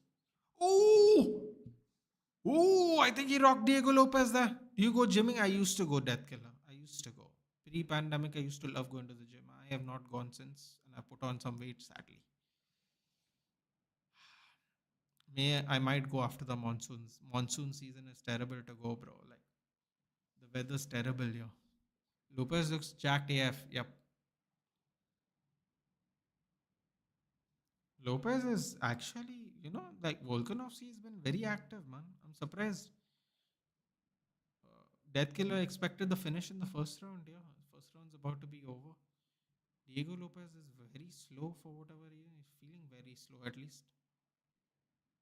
God, look how much bigger he is than Volkanovski. Ooh, Volkanovski bull charges. Body lock against the cage. Uchimata. Oh, doesn't get the Uchimata, but he gets him onto his knees. Tries to get back on. Oh, what a knee! Oh, I think he hurt Diego. I think he hurt Diego with that knee there. Diego's holding on to him. Yes, I think he did hurt Diego there. grabs on to Volkanovski. I think he cut Volkanovski too. Volkanovski, I think on the exit, he might have eaten a punch or an elbow or something. There we go. Uchimata. He tried it again. Body lock from the back. Diego Lopez breaks the guard. Oof! Two overhand right. Oh! Shovel punches. More shovel punches. Oh, he traps him down. Fantastic by Volkanovski. Volkanovski, first round clinic right now, must be said. More active. Oh! Oh, he's eating it. Oh, he's spinning for an armbar. My God, Volkanovski started with a bang, baby. With a bang. With an absolute bang. I don't know what happened to Diego Lopez. He looks like he's moving in slow motion right now. Crazy. Same like the Mourinho and Camus said, my biggest regret was not picking Carvalho and selling him. I appreciate that. We need to bounce back, Eric. Oh, fuck off. Yeah, that reminds me. Just wouldn't take any responsibility, bro. Frustrating. People used to ask him, ooh, ooh, ooh, ooh. What happened? Did he puke there? No. Oh, God. Water went down the wrong pipe. What's happened? Something happened to his mouth? He cracked him. He cracked him. We got the first round. Diego loses this fight. So uninspiring. It's not how that works, Death Killer. You can't say so uninspiring. It was a great first round by Alex. You probably didn't expect Alex to be this good because he's coming off back to back knockouts. But that's the thing, dude. He lost to Topuria and Makachev. Most people will, especially in their primes. Second round starting. Yeah, I want to know your honest opinion about Amarim. Not being negative, but super managers in the past couldn't do. Do you think this young gun can make it? Somewhere in my mind, if not him, then no. So Akash, that's actually a fantastic question. He he. I don't know if I mentioned it on the stream yesterday with Mohawk, but he meant I think, or maybe it came out after the stream got over. I don't remember. But he went post match and said he went post match and basically said I when it was in regards to the second goal being conceded, and he said when one person makes a mistake, the whole team made a mistake. I'm like, bro, that I don't like that answer because three people in front of him had a stellar match, and I feel by saying that you absolutely negated all the hard work they did. Mazraoui, Maguire, and Euro were fantastic. And you saying when one person makes a mistake, the whole team makes a mistake. I'm like, I don't like that answer. That answer doesn't fly for me personally. I think if he gets his system, considering what he did in Braga and then what he did in Sporting, I think it can be done, dude. I've seen in games it really working in smaller periods of time because these players do not know how to play the positions, so it'll be more difficult. But I have seen it work. It looks when it's in full flow, it looks very effective. I have to say. Can he do it when bigger managers can't do it? Well, it depends, dude. It depends on your mentality and philosophy. A lot of our prior managers were set in their ways, and we just gave a great example. Aditya just gave of Carvajal and Mourinho. Like a lot of our managers are very, very set in their ways. Moyes came in and said, "I don't want these players who have won the league. I want to buy Fellaini," you know, things like that. Van Hal said, "I want Memphis Depay instead of whoever else we could have gotten." Like it also depends on your selection, in your mentality, in your philosophy. I think if you see some of the managers that we bought in the interview, you see Ruben Amorim's interview. I felt very inspired by his interview personally. Even though we had big guns, like you said, even they didn't say it the way he said it. I felt like his opening interview was really, really good. I liked it. The problem is time, Akash. Do we have enough time to do it? That is my concern. Will he get enough time?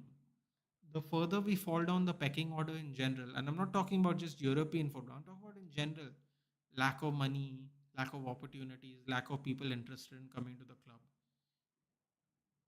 He does not have time. For example, next season, if he doesn't finish top six in Europe, I don't think he makes it to the third year. It doesn't matter which players he bought. It doesn't matter if all 11 players aren't his. I think if he doesn't make top six and gets guarantees European spots, I don't think. Ooh, oh my God, Diego Lopez is performing a lot, not as good as I thought he would, to be honest. So that's the matter of it. I know it's not about being negative, dude. It's about the landscape that United is in. I don't think it's called being negative.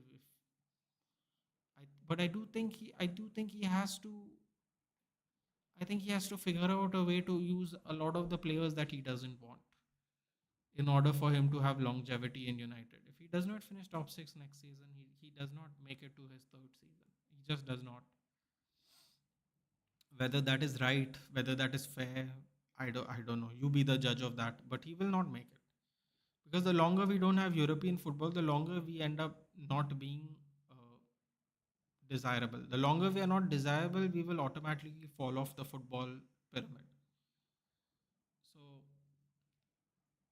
I think right now that his main thing next season is you get whatever players you get. You figure out you promote the youth if these senior players cannot play your style. The youth are much more easily coachable. Get the youth players, coach them how you want them. Put these expensive players on the bench if they're useless and you can't sell them, and just go with your philosophy. And wherever we finish. Because I'm telling you right now, Akash, people are going to go. Still doesn't have all his players. He only got four. He only got five. He only got six. He only got seven. Oh, Diego Lopez with a drop. Oh, Volkanovski, get out. Oh my God. Oh my God. Oh my God. He definitely got knocked down there. Oh, that cut's really close to his eye too. Again, just like Chandler, all that scar tissue, man. All that scar tissue. You slice him slightly and he opens up. Oh, scar tissue's bad. So yeah, man. I think we can do better, but I think if we don't finish top six, he's done. I think we can do better. He just has to figure it out, dude. Get the youth, get whatever. Even if people don't think it's smart, even if you have 300,000 a week on the bench sitting there, let them sit. Let them sit and show everyone that the youth players are more effective in the system than the senior players. Do whatever you need to do to get what you need to get by the end of it. If you want 11 new Amarim players and you can't get it in time for this season, promote the youth, bench all the people you don't want, and whatever happens happens. Because because we are going to use the excuse of he doesn't have his players if we perform badly next season. But we already knew he's not going to have his players because he's not going. People are not going to. He was never going to get 11 of his new players for the 25-26 season. Let's be honest. Whatever you might think of the owners, whatever you might think of anyone, he's not going to get 11 new signings. Even if we had money, we would not buy 11 new players. So the excuse of him not having his players next season, though, doesn't exist for me. You buy whatever you can with the money. We have players that you can play your system, and then whatever happens happens. Promote the youth, bench all the old people if they aren't good enough. Figure it out, because you will get sacked if you don't finish top six, for sure. For sure, that's going to happen. Remember, I'm the only one who said I would rather have Carvajal than Trent because Carvajal gives everything in attack and defense. Bro, you're going to be so furious with Trent. Get ready. You go back to Fedeko right back. Yeah, I'm telling you, dude. Like, I'm genuinely telling you, everyone used to go, Trent is a generational talent, this, that, this, that. At the end of the day, he's a right back and he's not a good right back. It's not about being a good footballer. We talk about positional play. He's not a good right back and he will get cooked. Mark my words. I'm just a Volk hater. That's okay, dude. That's fine. He seems to be a sweet man, though. Youngsters we might see next year Mantato, Kone, Morehouse, Kukonki, and one of the Fletcher twins, plus Shea Lacey. Apparently, Shea Lacey is very injury prone, sadly. I'm sorry, I forgot we'd go back to Carvalho right back if he's fit over Trent, probably. Lopez won the second round. You think because of the drop he won the second round? It's possible. Is this the same bald guy? Volkanovski? Yeah. Who got knocked out by Makachev? Yes. Tasty fight this is. It is, isn't it? You think Ilya can best Charles or Arman? I would love to see him against Arman. I don't want to see him against Charles. The scenario would be absolutely different if we would have sacked Eric after the FA Cup. I agree. That one's on management. I completely agree. With a preseason at 3-4-3, we could have promoted maybe more youth, because maybe the youth would have been more easier to manage in the new system. And we could have sold some of the players last season instead of waiting for this season to get rid of them. Yeah, I agree. That is no doubt. Whether you think Amram can do it or not, that disadvantage he has definitely been put under. No doubt about it by the management. Last Bavarian Thomas Muller losing his ground at his home club. Bro, did you see that pass today when we did the watch along? He was totally open. He had to just lay it off to Nabri. He just kicked the ball without looking where anybody is. Apparently, they don't want to re-sign him, right? He has not. He's not decided to leave the club. They decided they don't want to re-sign him, which is very interesting. He's not done playing football, and they don't want him to be at Munich. Basically, it's a little sad, but it happens, doesn't it? It happens.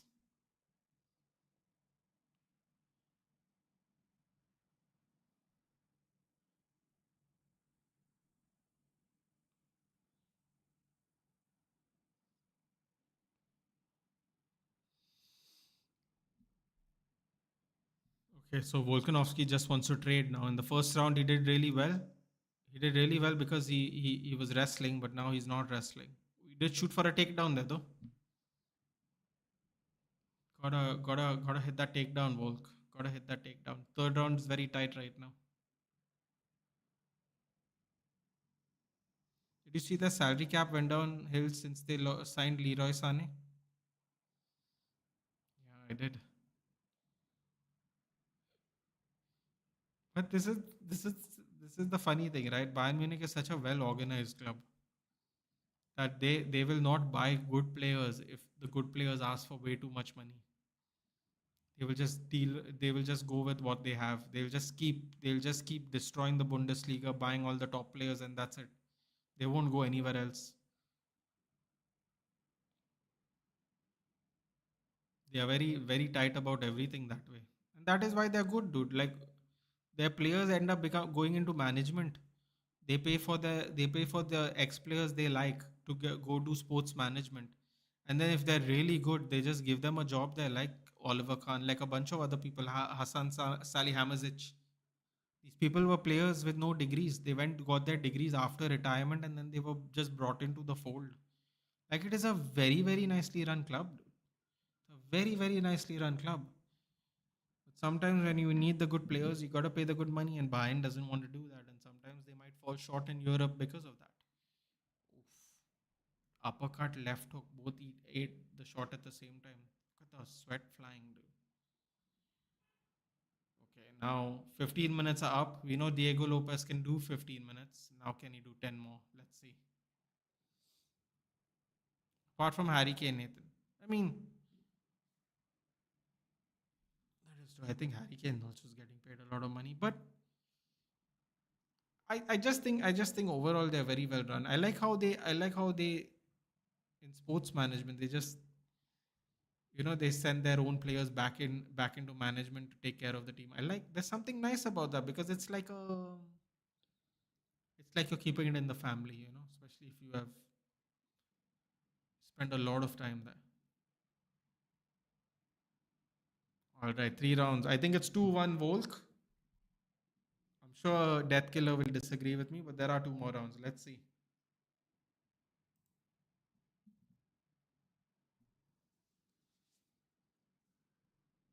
Let's see how he does in the championship rounds. That's what people wanted to see. Kane hate? No, no, no. I think Kane is one of the highest pay earners as well, right? We're talking about salary caps. Shell AC's full Phil Foden profile. If he can manage his injuries, he'll be pretty good. Only players they screw themselves was Tony Cruz. Rest is history. Yeah, And that's why I was a little nervous about Delict, because I was sitting here thinking, and I asked you guys at the time it happened. I was like, when is the last time Bayern Munich has sold a player in their prime to somebody else? They have always sold a player they don't want, or they have always sold a player that is not in good form or old, like Schweinsteiger, for example. Right? They got rid of Schweinsteiger, got old. Apparently, they didn't. They had a problem with Nusa Masraoui, so something like a personal kind of thing or something. So they sold Nusa Masraoui. But when they sold Delict, no, I was wondering, when is the last time Bayern Munich has sold a player that is either old or crap, like an actually good player? When have they just sold a regular good player who's not for free agent or anything like that? And I couldn't think of one. So when we bought Delict, I was very worried. I have to be honest, very very worried. But so far so good, thank God. Touch wood. You told Tony Cruz he wasn't good enough for that amount of money. I mean, this is the problem when you have a principal, dude. Sometimes the principal comes to bite you.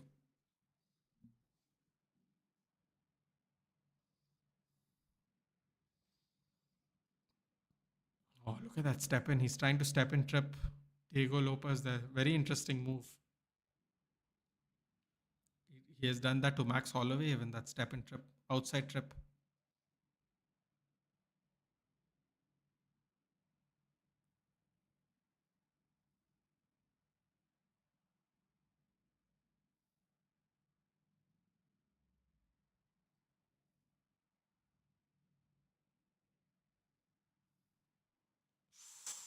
Oh, he got him there with the right.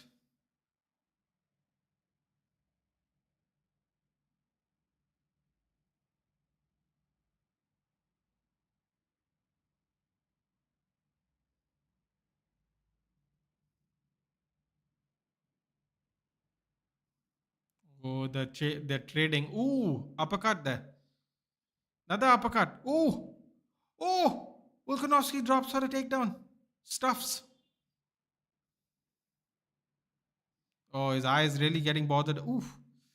Oh, I don't think he can see. I don't think he can see. Oh, he's going to get knocked out. He's going to get knocked out like this. Ooh. God, he just missed the punch. I don't think he can see, man.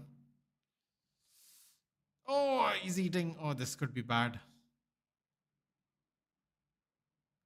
Can he see? Still moving backwards. Still moving sideways.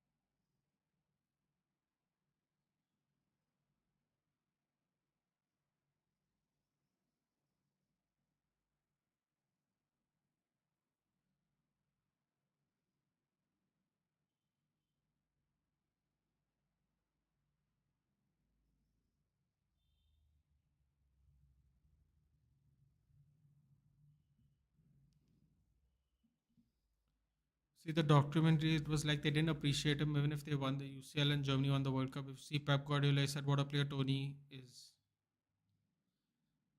Like you said, the rest is history. 30 seconds left. I don't know. This round is going to be interesting who they give it to.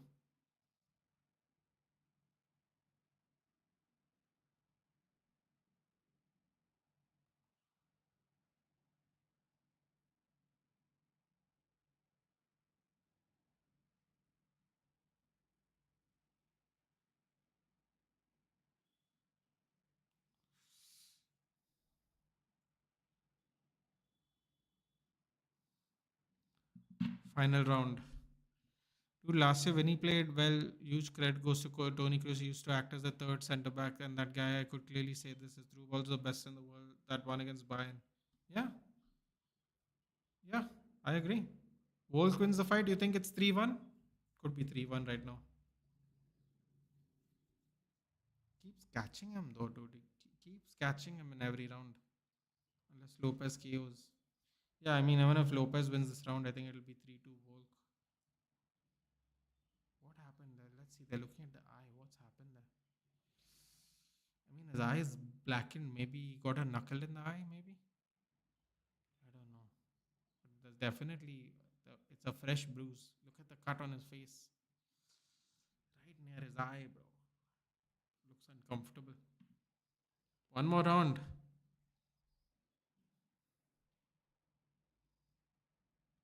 After this match, guys, I will see you at 9 o'clock for the United game, obviously.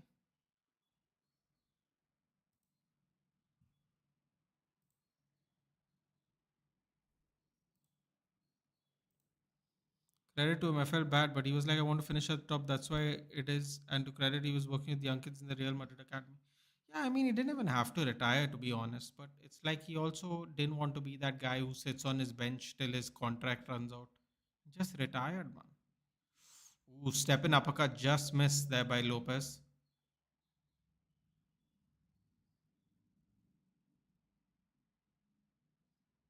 Oh wow, Wolves coaches say it might be 2-2. That's interesting.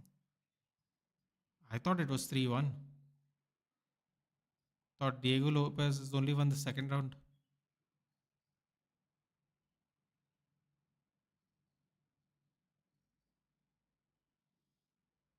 What? Daniel Cormier is saying he thought Volkanovski won the first three rounds. Yeah, John annexing 1 and 3 particularly. I think two Lopez won. Ooh. Oh, that was a tricky punch there by Volk. 7 fighter in UFC history with 7+ performances of 100 significant strikes. Oh, they're trading. Firefight. Both of them barely miss.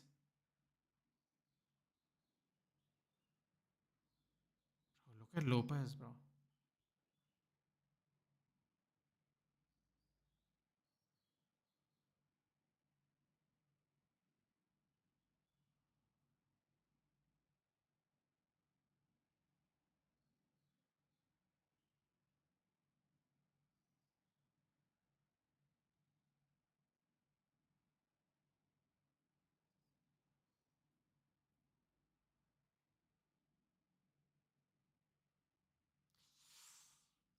Good 1-2 by Volkanovski.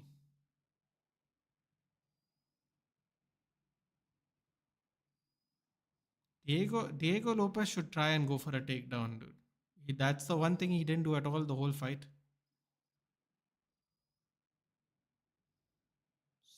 Storming down. Oh.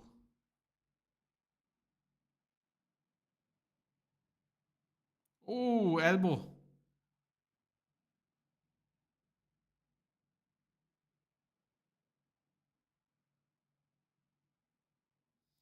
I was surprised he got Tony Cruz. We got Tony Cruz because he himself thought he was going to United. Louis Van Gaal, right? Louis Van Gaal said he's going to get him. Lopez lost a fight due to stupidity. He's almost two game, dude. He doesn't want to mix it up. Doesn't want to do anything. Volkanovski is spitting blood. Maybe he's just not good enough. Maybe he's not good enough. Movsar Evloev, my friend. That's going to be a different animal. Diego Lopez keeps touching his throat, which is very weird. Do you notice that he keeps touching his chin?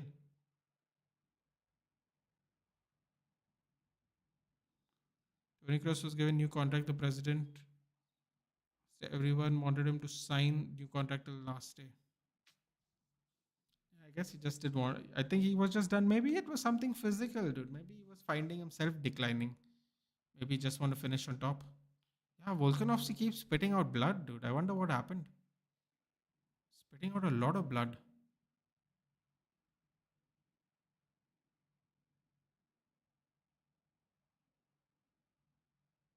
Volkanovski is running away.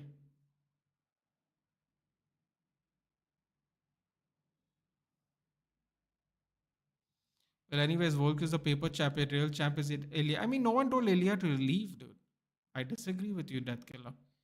Ilya has chosen to leave on his own accord. He could have fought Evloev. Evloev was undefeated. He never fought him. Never fought him.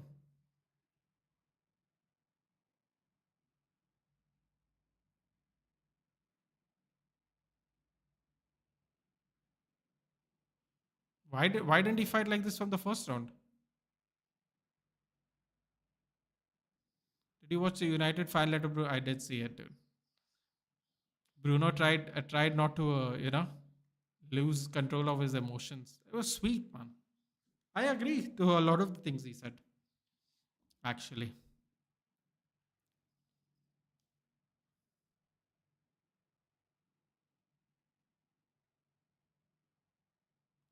there's no way,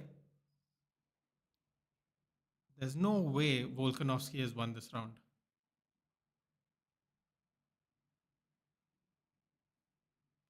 I think I'm telling you right now. I think Diego Lopez is gonna complain about eye pokes. Get ready because there was some craziness with the eye pokes, and his eye is looking different. He keeps touching his throat, dude. That's very weird. I wonder if he hurt him with a punch to the throat. Volkanovski just spitting blood. The scoring is going to be interesting. I think Lopez won 2-5. He's rubbing his eye, dude. I'm 100% sure he's gonna talk about eye pokes. It does look a little bit like an eye poke. The damage was too defensive.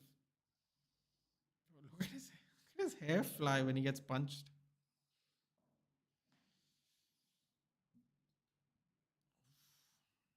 Tell you what, they definitely both threw a lot of punches. That's for sure. He was hurt on the throat. Is that what it was? That would make sense, man. There it is. Yeah, they showed him. He kept doing it for the rest of the fight. I think that was like in the third round, the second round. He kept doing that thing with his throat. It's possible that's why he's so defensive.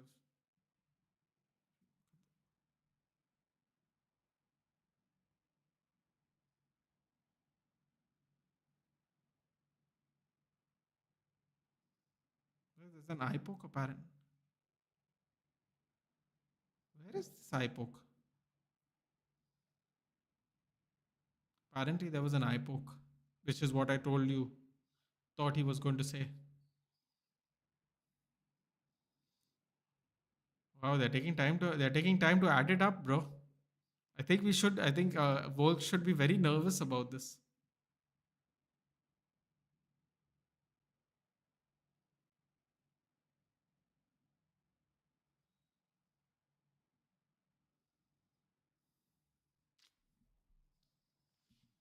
See, he's still holding his throat, dude. That's crazy. Let's see. What are the scores?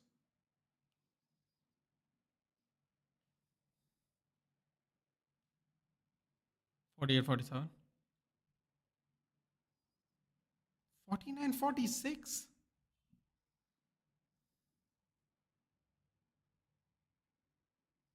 Oh, both new. Both of them were saying new.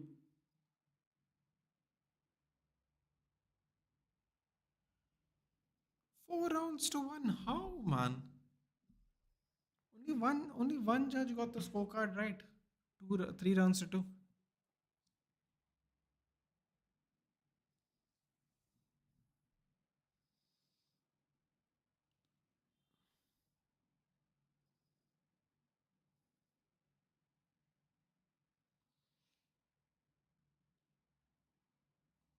He is the first person over 35 from 155 from lightweight division down to win a UFC title. 35 and over. He's super. Yeah.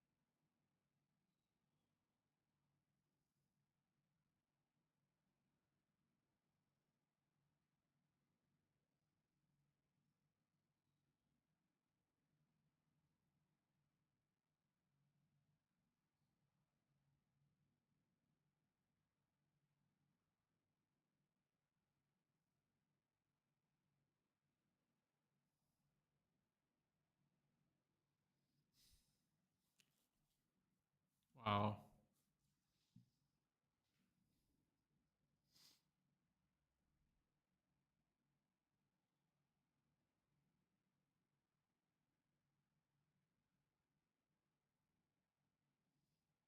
Will Wolf shoe in for the Hall of Fame?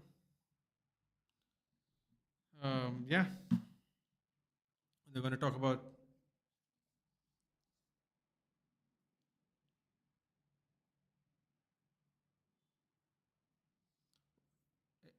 No, it won't be Lopez rematch. It'll be either Evloev, or if they're going to listen to Yair Rodriguez, Yair Rodriguez rematch in Mexico. That makes sense though, because he beat Yair Rodriguez clean. Evloev is clearly the number one contender, Movsar Evloev. It has to be. Why don't you just go to judges so you can just go to KO or submission? Because it's very difficult to finish elite player fighters, bro. It's very difficult once you reach a certain level to finish people. It just is. That's just how it is. Trust me. Bro, the best example is Shafkat. Shafkat was 17 and 0, 17 finishes. He fought Ian Gary. Ian Gary took the fight on short notice and it went to a decision. He still couldn't finish him. Even though he took the fight on short notice, he still couldn't finish him. You get it becomes tough after a certain point, right? It really does. It really does become tough. Anyway, guys, I am off. I will see you at 8:45 for the United match. Hopefully, we don't get hammered too badly. It's going to be interesting to see what the lineup is.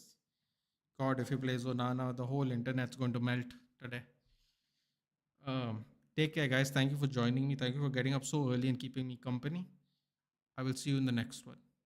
Take care, and I'll see you at approximately 10 hours from now. Take care, guys. See you later.